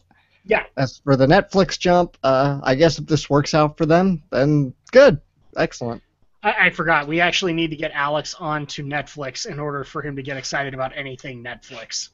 That's true. Although, you know what, in the recording session that we've actually done this week for Dragon Shadow stuff, me and my wife actually made a very compelling argument for Alex to go and watch at the very least the Clone Wars, which is on Netflix. Yeah, and there's also Knights of Sidonia on Netflix, which was Netflix exclusive. I think it is still Netflix exclusive with how they distributed it. So, I mean, there's some Netflix exclusive stuff. I mean, I don't watch Netflix that much, but I sometimes find some really unknown fringe stuff that I've enjoyed. So. Yeah, that's how I came across a couple of documentaries like Indie Game the Movie. Yeah, and like Place at the Table is one I've seen. And there are some documentaries that my brother watched that were kind of like super high-me. That one was dumb. Mm-hmm. Well, and even some like animes, like for example, one of the greatest anime I've watched in the last couple of years, which is Kenichi the Mightiest Disciple, was watched on Netflix, and I get that people don't really like that series. I get because obviously it was canceled, but I'm glad I watched it. It's still good. So, with that said, let's go ahead and get into the next story here, and we might actually have to watch ourselves. Boys and girls, we might have to watch what we say here, because from what we've learned, apparently, if you talk crap about John Carpenter, he sues you, and he wins. Only if you're in France. Only if you're in France, but he wins. So, Romney, go ahead and give us the lead into this, because I saw this story, and it's still it blows my mind. It blows my mind this even happened. Well, long story short, and let me make sure I'm, looking at the details properly, but long story short, Luc Besson came out with a film back in 2012 called Lockout, which is basically about a convict hired by the government to rescue the president's daughter from a prison in space. In space! And, well, a certain production company took issue with the fact that it bears a striking resemblance to a film by the name of Escape from New York by John Carpenter. Now, the headline is a bit misleading because we're going off of an escapist headline, but what happened is that John Carpenter's production company, and I'm trying to find where it says that. Problem is that I think it's called Canal Plus is his production company. Basically, Canal Plus sued EuropaCorp for plagiarism because of the similarities between Lockout and Escape from New York, and this was specifically decided in a French court. And the French court ruled in favor of Canal Plus and John Carpenter, and EuropaCorp was required to pay, they were required to pay a total of 50,000 euros to the rights owner, 20,000 going to John Carpenter, 10,000 to his co-screenwriter, and 10,000 going to his co-screenwriter, and I'm guessing the remainder went to the company Canal Plus, which is owned by John Carpenter. And it makes me feel a little bad because when I saw the Lockout poster, I noticed that Guy Pearce was in it, and I've actually been wondering what the crap happened to that guy, because I think the last thing that he did was Memento that I knew of, and we haven't seen him in a while. So I'm like, I feel bad for Guy Pearce. This is going to come back and hit him hard. Well, probably not so much, because it seemed more like, at least based on interviews that John Carpenter did with The Hollywood Reporter, it seemed that Canal Plus wasn't so much trying to go after EuropaCorp. They were specifically trying to gun for Luc Besson and trying to get money out of Luc Besson, but the French court only, because of how their legal system works, was basically a company was only able to go after Luc Besson's company, EuropaCorp, and the settlement was fairly minimal at best, and a lot of people are kind of wary because they're thinking, well, this is a reason why, like some people are saying that it's, like, basically, from how Craig Mazin put it in script notes when they were addressing the story, if our legal system was anything like France, everybody would be suing everybody, because this ruling kind of indicates that, well, then that means it would be very easy to sue for copyright infringement for films that are vaguely similar. And that's kind of what worries me about lawsuits like these, and kind of glad, although our copyright system is far from perfect, it's stuff like this that our copyright system helps prevent, because, well, think about how companies like Disney would be able to sue so many people for making knockoff versions of classic fairy tales that even they don't hold the rights to. I mean, holy crap, Walmart would probably get thrown into that, because I remember that they had an exclusive deal with those unique rip-off movies. Yeah, I mean, and as much as I would like to see the Asylum disappear, this would mean things like the Asylum wouldn't exist. I have my own reasons why I don't like the Asylum, but that are they behind the newer stuff like Transmorphers and Avengers, Grimm, Mega Shark versus Giant Octopus, Sharknado, which people say, oh, you should review Sharknado. I will never, ever, ever review Sharknado. Please stop asking. This just in. I have a feeling that my niece will want you to review Sharknado as soon as she finds out you haven't reviewed Sharknado. And my answer will be the same. No. I'm not going to touch anything about the Asylum, but point being, it's a very iffy I will send you a ruling. video of her crying, but I have a feeling your answer will still be solid.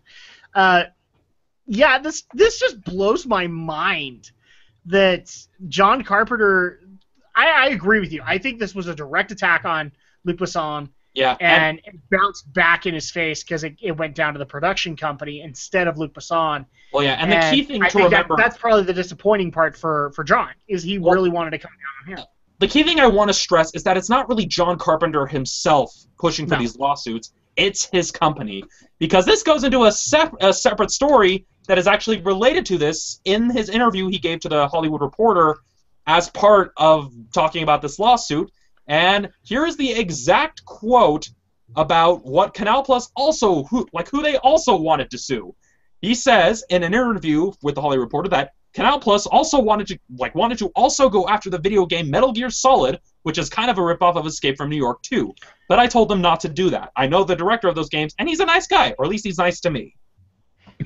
No, and on top of that, here's the thing: they technically would have if they gave it to the Luc Besson case, then technically Carpenter's company has a foothold. At that only point. In France, though. That's the key thing to remember, because since this was done in a French court, it only sets the precedent in France. But here's the thing: is that Metal Gear and Kojima's been very honest about this. That when he created the concept of Snake, he did run off of inspirations from Snake Plissken from Escape from New York.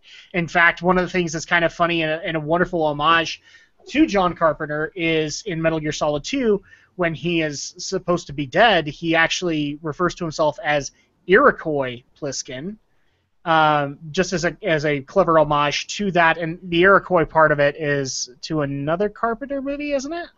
I'm not exactly sure, but the point being is that Kojima is a huge movie buff. He's watched a lot of movies. I mean, yeah, like Snake, named after Snake Plissken, Hal Emmerich, named after Roland Emmerich. There's a lot of hidden Easter eggs and references to American cinema that's you could make a drinking game out of it. And dude, it's kind of all of this, and it's not just Metal Gear. All of his stuff is great homages to film. I mean, holy crap! The game Snatcher is pretty much Blade Runner. Mm-hmm. It's pretty it is pretty much frame for frame. It's Blade Runner. They even bring in like rare moments here and there that would refer to moments in that film. Yeah. So Kojima does that, and he does that in a very affectionate way, at least in my opinion. He doesn't outright rip it off. Yeah, and the key thing is that even if they were to go after it, if they were to sue Konami and it came to a U.S. court, they wouldn't really have as much of a case to stand on, because although Snake has the name Snake, his visual appearance is actually based off more of Kyle Reese from the Terminator films. Yes. This is something that even Kojima himself has stated. It's like, yeah, it's based I took the code name from Escape from New York, but I took his appearance from Kyle Reese. Especially if you look at the box art for the original Metal Gear. Yeah, exactly. And I think even what was it? Metal Gear 2 Solid Snake actually had like another reference to it. No, is that correct? I'm trying to figure out if I'm talking about either Snake's Revenge, which was a U.S. production, or Metal Gear Solid Snake. One of them actually referred to Mel Gibson. I'd assume it probably would be Solid Snake, because Snake's Revenge had no involvement from Kojima whatsoever, so they wouldn't have had the kind of thought to put in those kind of homages. So at that point, I mean, you can have those moments, and look, I can see where you can make that argument, but like you said, Romney, their physical images were inspired by Kyle Reese from the original Terminator, by Mel Gibson. And then after that, in Solid, they completely made a brand new, unique model for Solid Snake. And so at that point, yeah, you could say the name is taken, but that's about it. Yeah, and so point being, to get it back to the initial idea, it's stories like these that make us kind of appreciate some of the good aspects of copyright law here in the U.S., and that's that we don't have companies... Oh, and I actually didn't even notice this later in the story. It actually says Carpenter even gave the director of the Metal Gear games his permission to use the name Snake in 2010. Yeah. So... there you go. That pretty much solves that concept. Yeah. The other thing, too, that threw my mind is apparently Halloween is taken from Carpenter. Oh, yeah, because John Carpenter was the director of the original Halloween.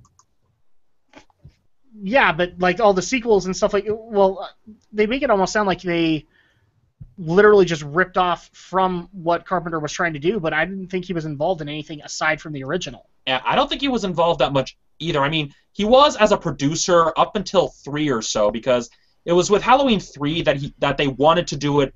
Like, the reason why Halloween 3 is not tied to Halloweens 1 and 2 is because they were trying to make the franchise into an anthology franchise, where it would be a different story each time that would just have the Halloween name. Problem is, people were like, we murdered Michael Myers! And so we got the really crappy sequels, Return of Michael Myers, and all the remaining films, so on. Although I heard good things about H20, but it's kind of a case of this is why we can't have nice things.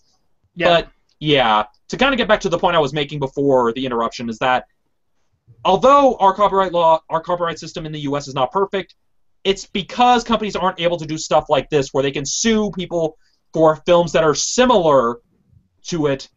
That's kind of one of the good aspects of our copyright system, is that you can't have Disney suing, say, the people behind Snow White and the Huntsman because they're making an adaptation of Snow White. Or you can't have, say, off the top of my head, like, you can't have, say, Paul Verhoeven going after J.J. Abrams because of the concept of two human having a cyborg android cop in his TV show.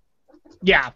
And so Alex has again been quiet on the matter, but, you know, he is a film buff, so I'm actually kind of curious. What are your thoughts on John Carpenter's company, Canal Plus, being able to sue Luc Besson, or technically his film company, and get money from a Escape from New York knockoff, roughly? I actually kind of worry about this, but hopeful, like Romney is, where this was a French court, this wasn't the U.S. court, and as much as we have problems with the copyright system, it is kind of good compared to this concept. Otherwise, we'd have lawsuits all over the place. Yeah, holy shit. That makes me, because Romney has said a lot of it too, but I just think I have a story, and I just feel like, boy, if this was me, I could see Disney coming after me because it would be somewhat similar to Frozen. I wrote mine before Frozen ever came out, in fairness, so, but yeah, I guess if it is a true knockoff, then sure, sue them, but I don't like the idea much in the long run, in the general scheme of things, because I don't like suing for plagiarism, because, well, what do you distinguish? Well, just think of the can of worms that this opens. Yeah, because it's like, where do you distinct plagiarism from similar concepts and themes? Because sometimes you have themes like these that run through science fiction. I mean, think like general science fiction tropes, like androids, cyborgs. So where do you draw the line? Yeah, or look at the most recent example in our U.S. court system, the Gravity lawsuit, where the author of a book that happened to be titled Gravity, that was about an outbreak on the ISS, tried suing Warner Brothers and New Line over the film Gravity because of similarities to her novel, and basically her case was thrown out because they're just like, you haven't conclusively proven whether or not the film was similar to your novel, nor have you proven that the chain of title was violated, because she sold the rights to New Line. New Line was acquired by Warner Brothers, and that was a whole thing. And that's an example of that not going anywhere. It kind of shows it's pretty much as close as we can get to having a case like John Carpenter suing Luc Besson in the U.S. court system, and it didn't go over that well because there was not enough proof. She didn't make a strong enough case. The similarities that were there were just coincidental at best. Yep. But this is definitely a slippery slope, and thankfully it's not happening in U.S. courts, because that would not be good, I don't think, at all.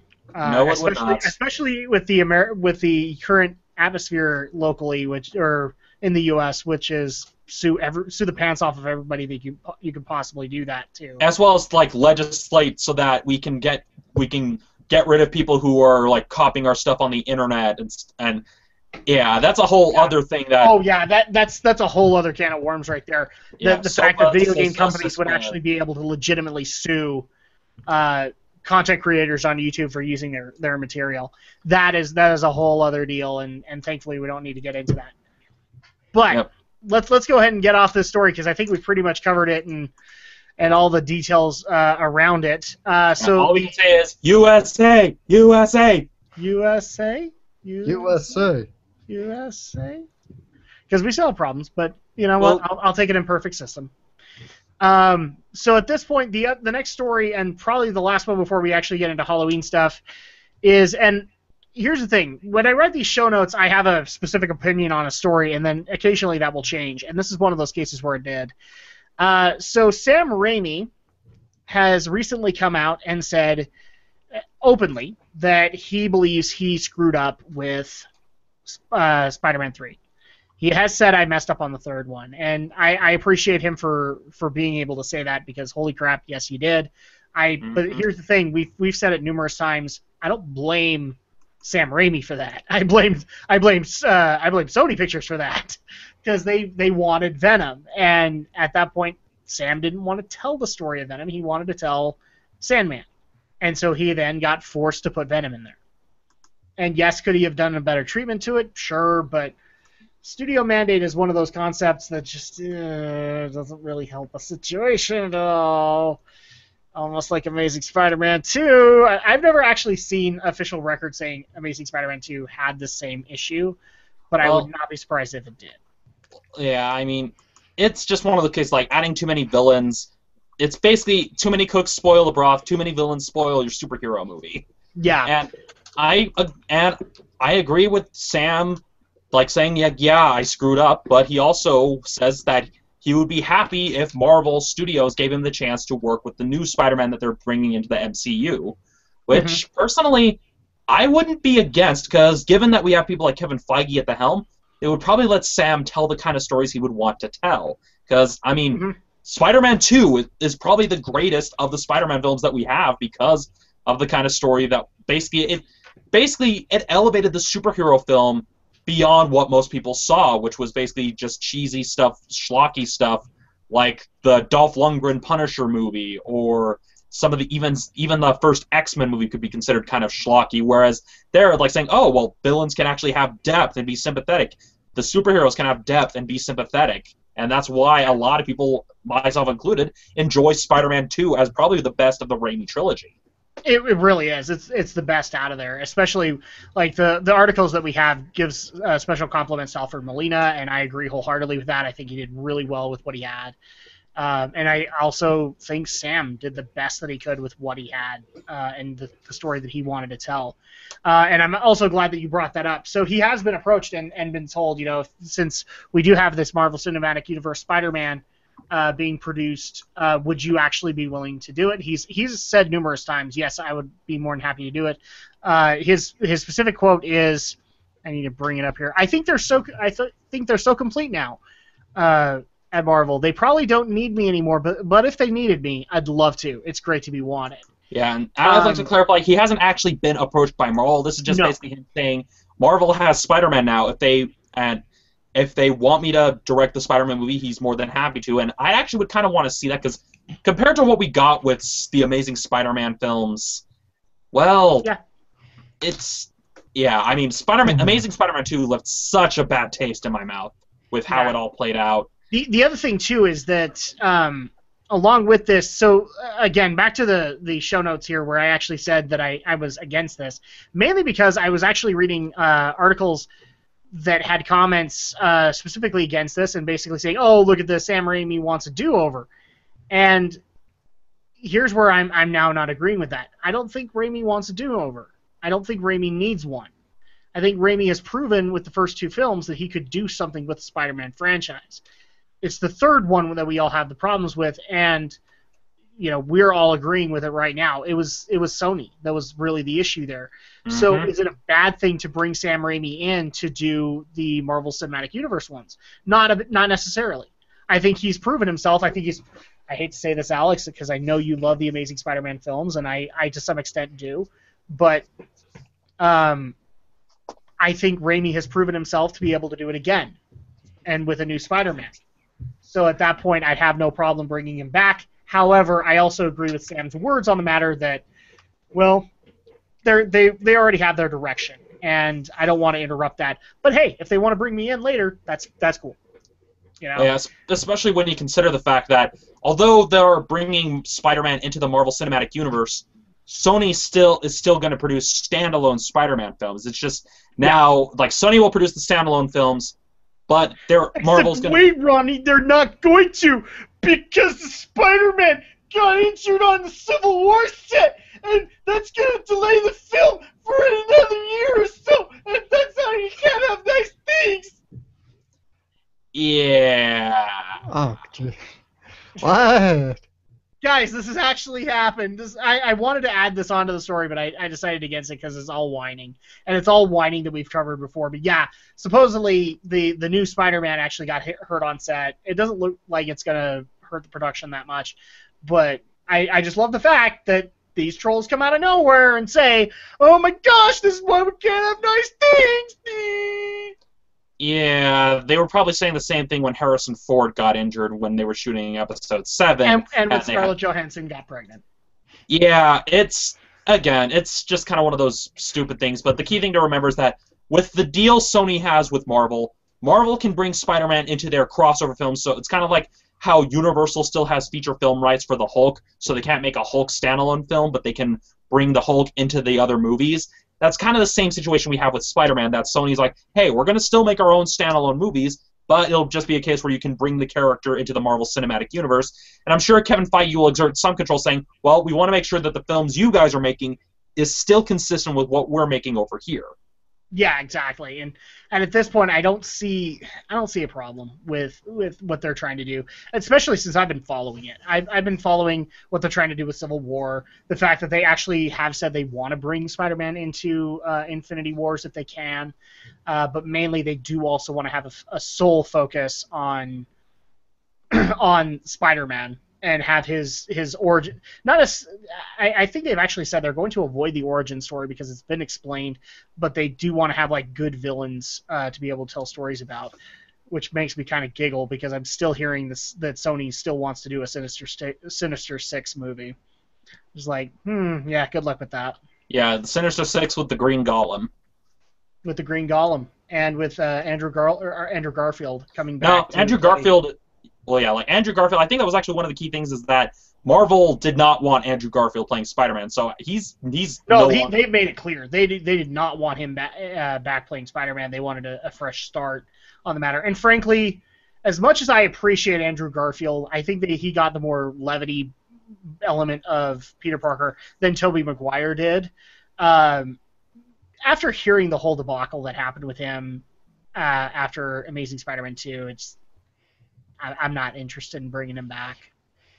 So, Alex obviously has been, again, quiet on the matter. Is there anything you would like to interject on Sam Raimi possibly getting access to yet another Spider-Man film? Do it. I'd be all for Sam Raimi coming back. I loved the original Spider-Man films, 1 and 2, even though I'm kind of the odd man out. I liked 1 a little more, but 2's not bad or anything.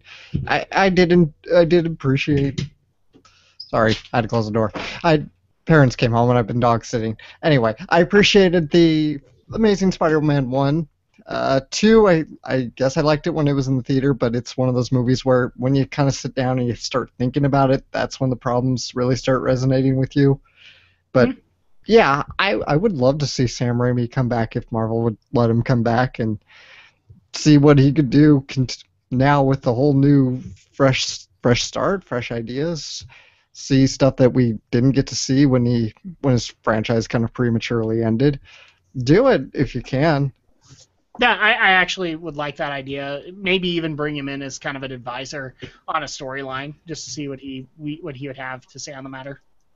Because I love the fact that Sam actually tried to focus on the lesser characters.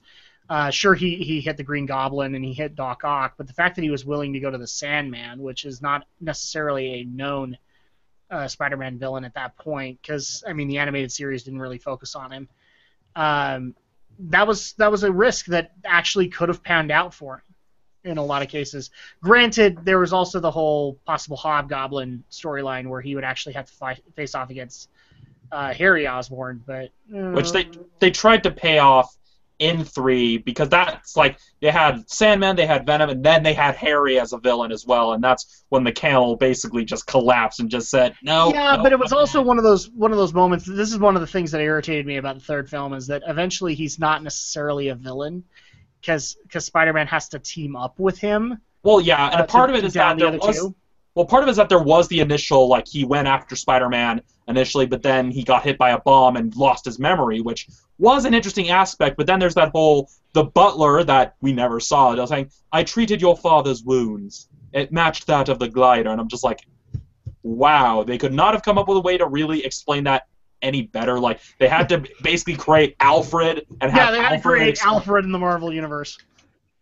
Well, I'm sure you've seen how I think it was how it should have ended with Spider-Man 3, and like, yes. You couldn't tell me this sooner. Look at my face. Yeah. And I actually would be one of those people who like you couldn't have told me this a movie ago. Yeah. Because they actually had that moment in Spider-Man 2 where you could see the butler. He's like thinking about it.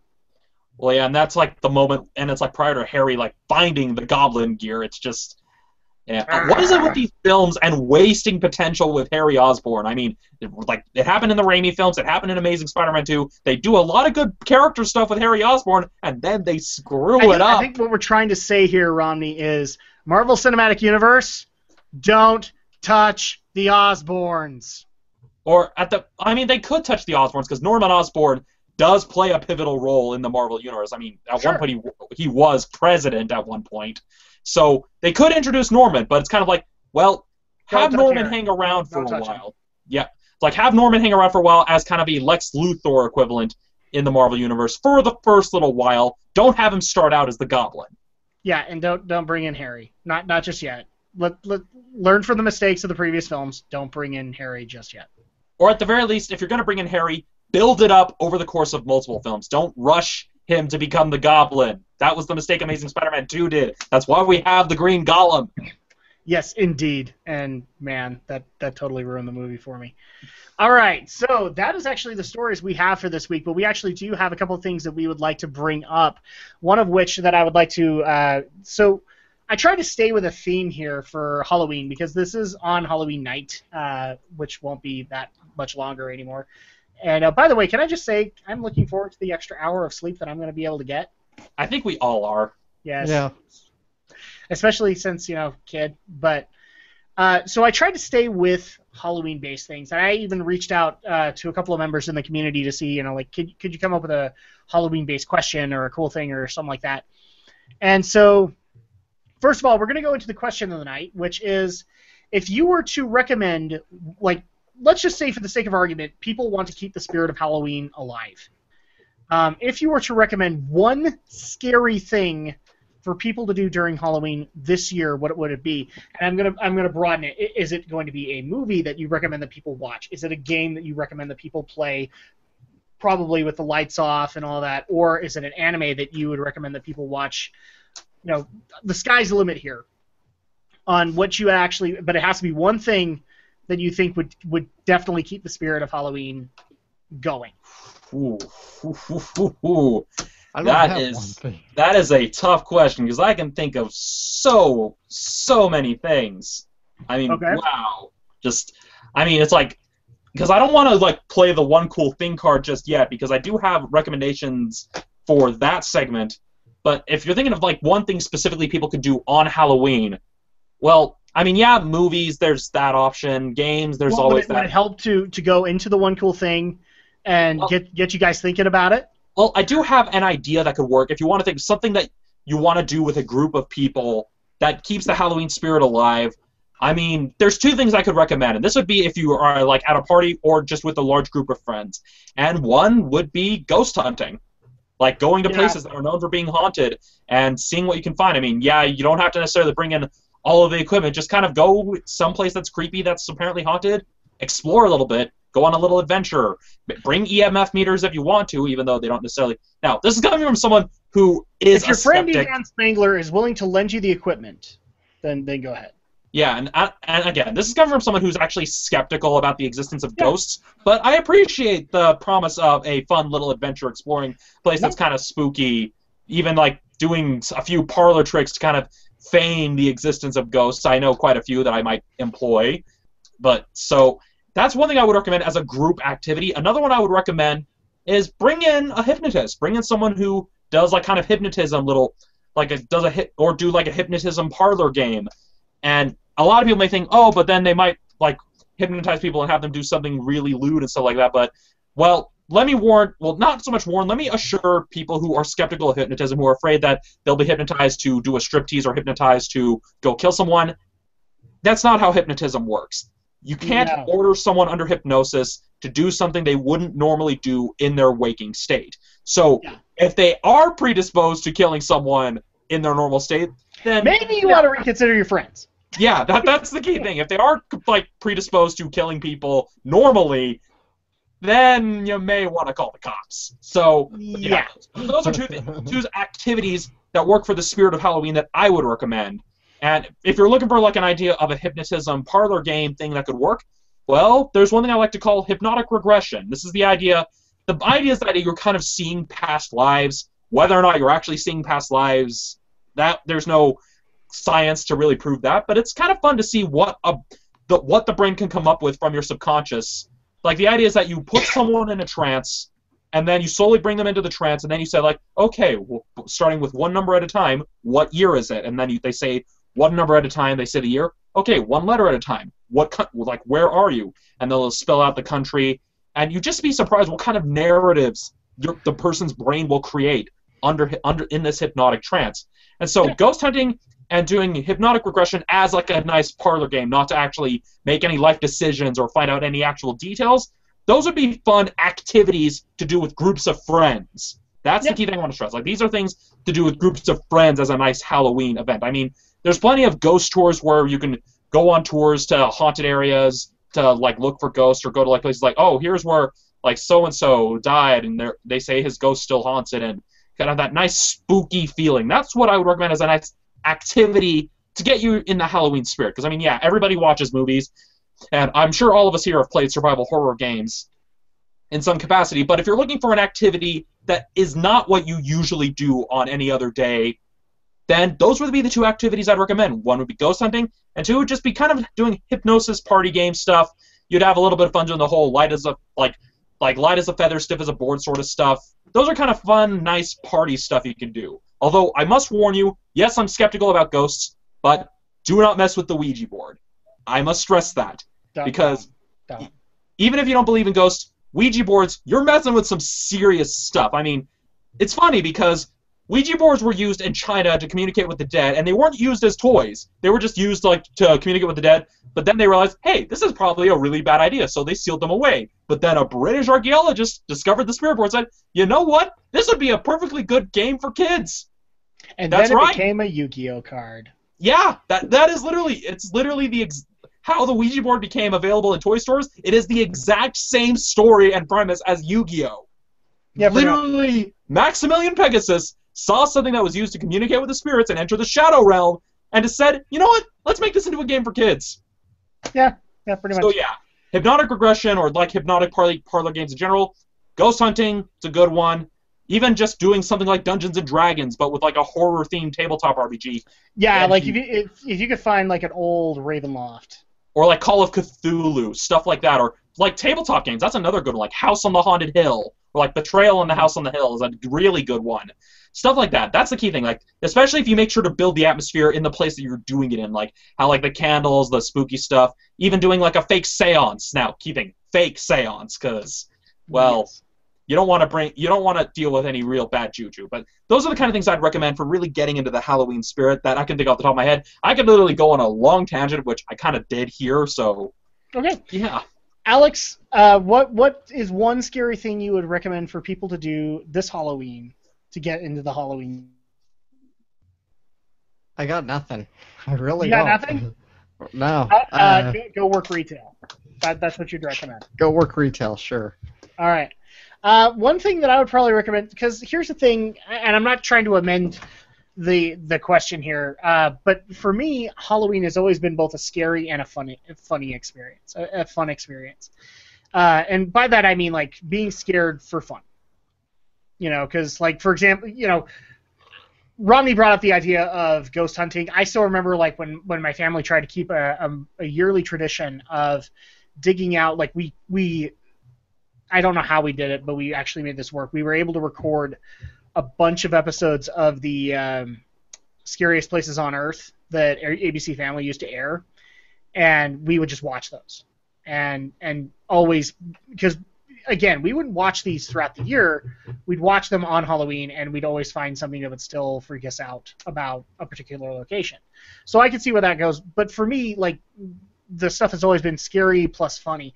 And so I guess I'm going into the usual tropes here. One scary or scary funny thing I'd recommend that you do, specifically with a new person who maybe has never played it, I always recommend, if you're going to give an interesting survival horror experience, go play the original Resident Evil.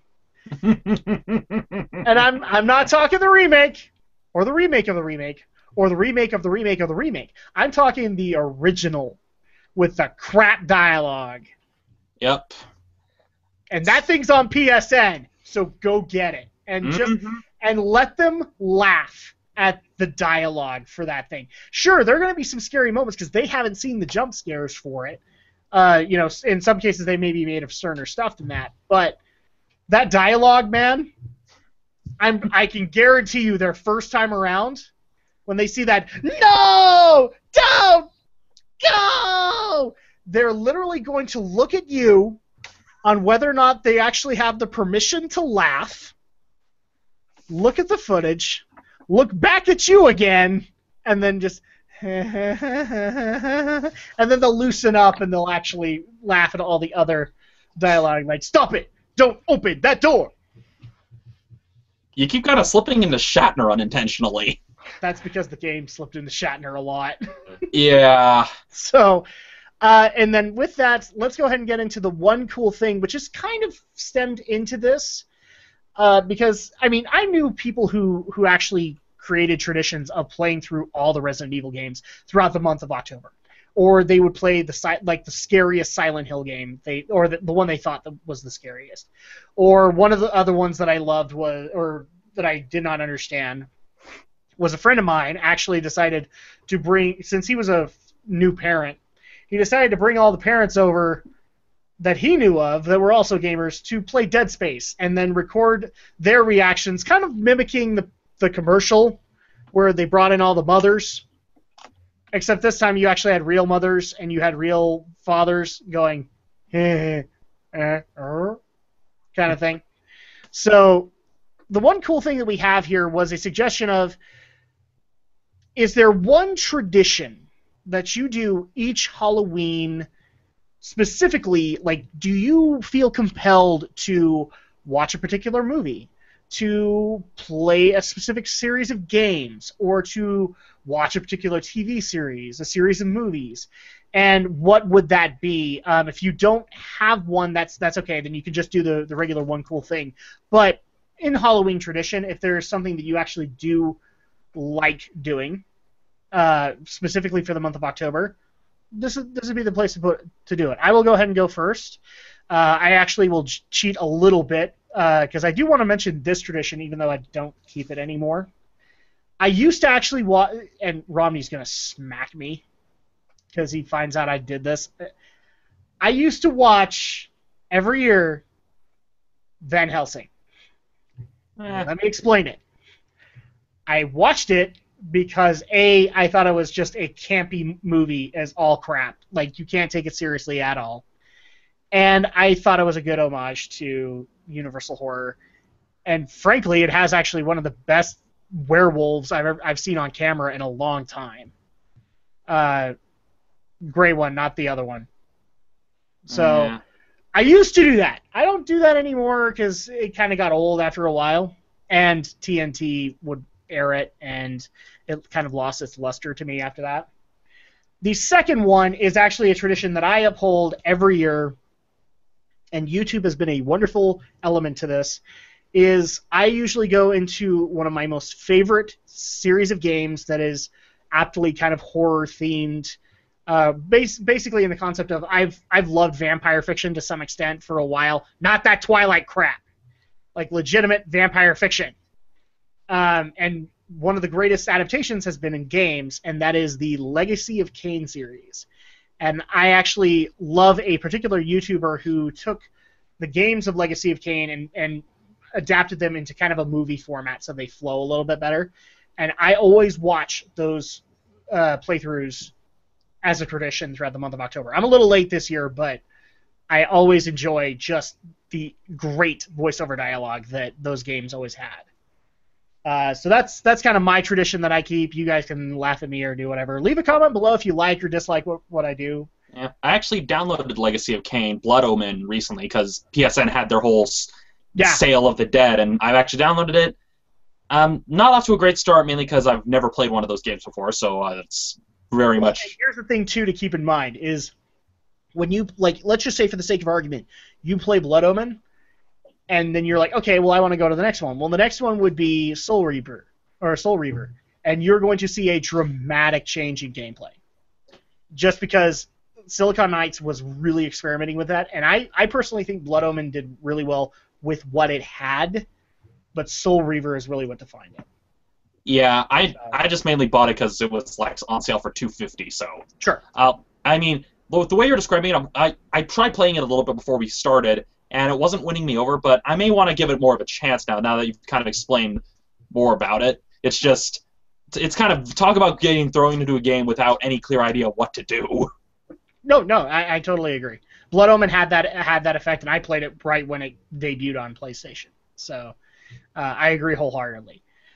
So Romney, what would be one tradition that you uphold on Halloween if you do? Well, with that, I mean, it's one thing I was trying to do as a tradition. And by the way, for the record, Monster Clash doesn't count. To the people who are going to bring up Monster Clash, no. That's the thing. Believe me, given the fact that I've been tearing my hair out over Monster Clash, that's the last thing I want to mention right now. Yes. I've been going through that. But I have a feeling one of your fans is going to come out and go, Monster Clash, duh. No, that's only been going on for a couple of years. Yeah, and one of the things I tried to do as a tradition, I just haven't been able to do because, well, for some reason, for the past couple of years, the week of Halloween has just been my most unlucky week, which makes me sad because it's my favorite holiday. But one game I've enjoyed playing on Halloween, if you make a whole evening of it, not just playing on the go, mainly because you can't because of the nature of it, and that would be Spirit Camera, which some of you may recognize. It is a Fatal Frame spin-off that you play using your 3DS. And the reason you can't play it on the go is because it requires this. This is the so-called Cursed Memoir.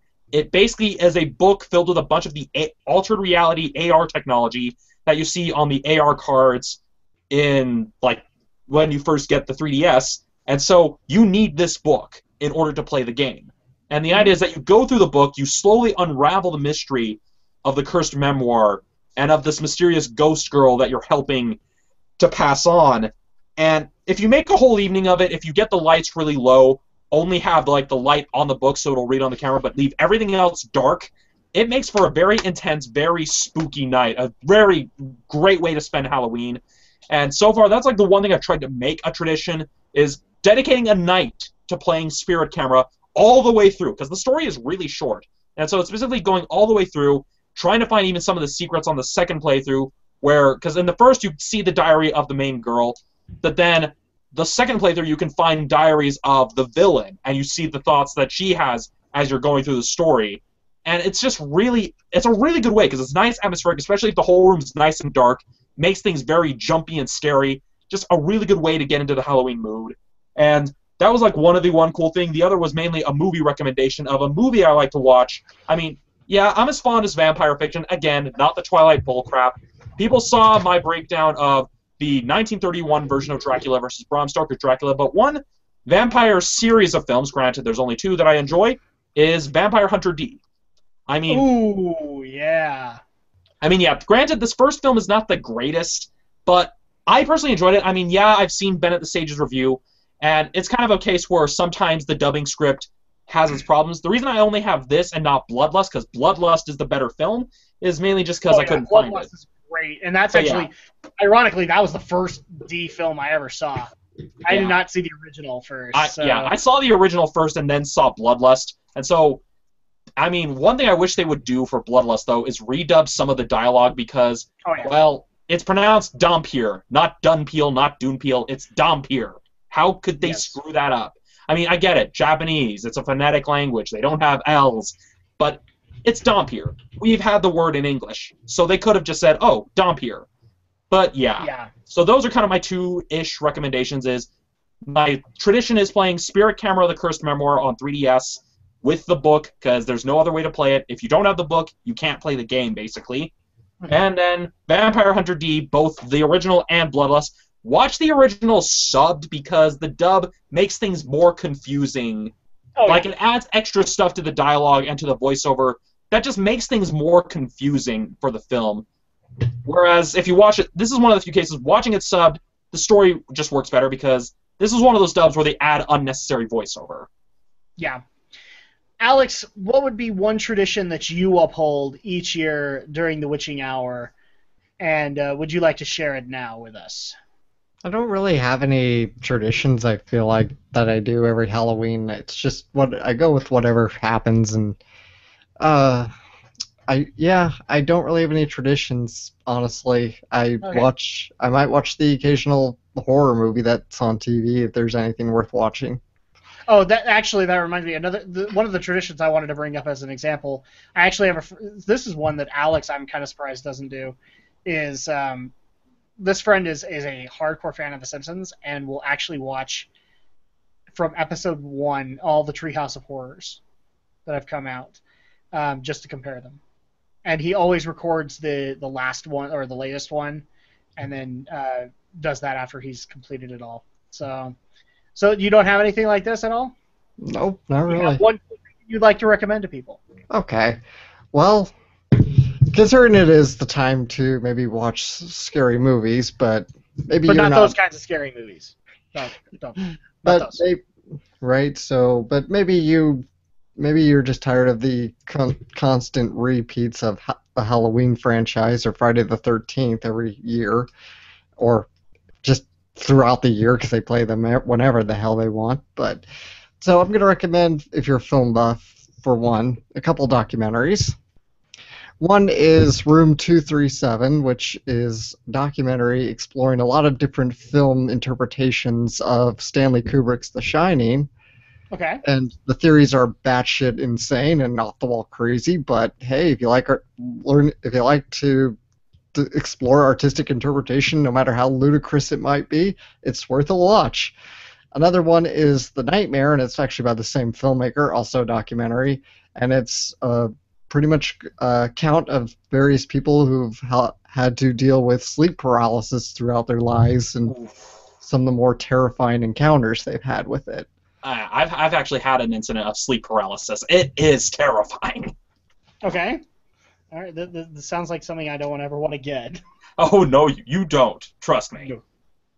All right. And then what would be the third one? That was it. Just two. Oh, two I thought you said three. Wait. Okay.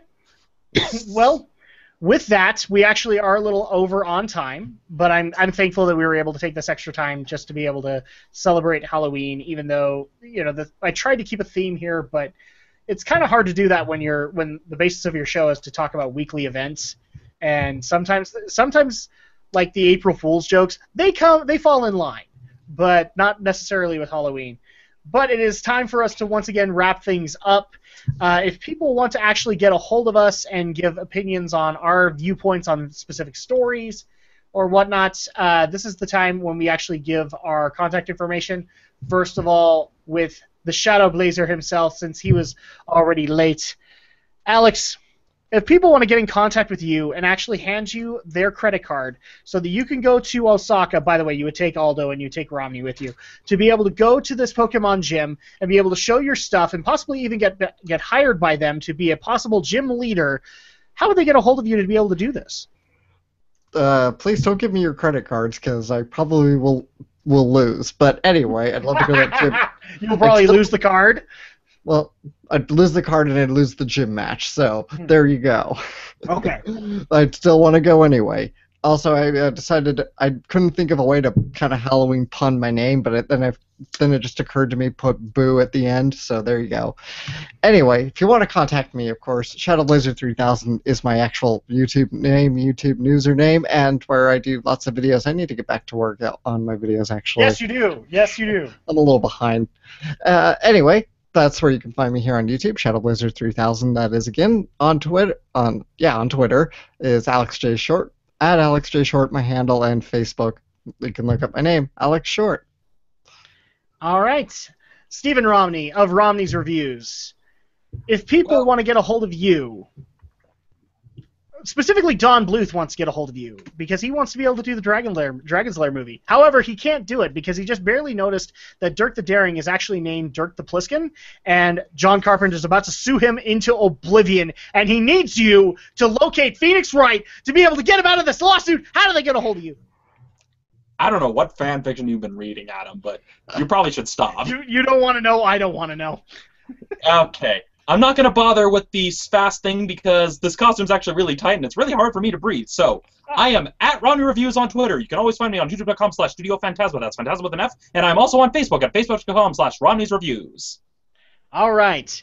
And then if people want to get a hold of me, I am Drac on YouTube. Specifically, well, I'm not even going to do one for myself because it doesn't really make sense for me to come up with a scenario for myself.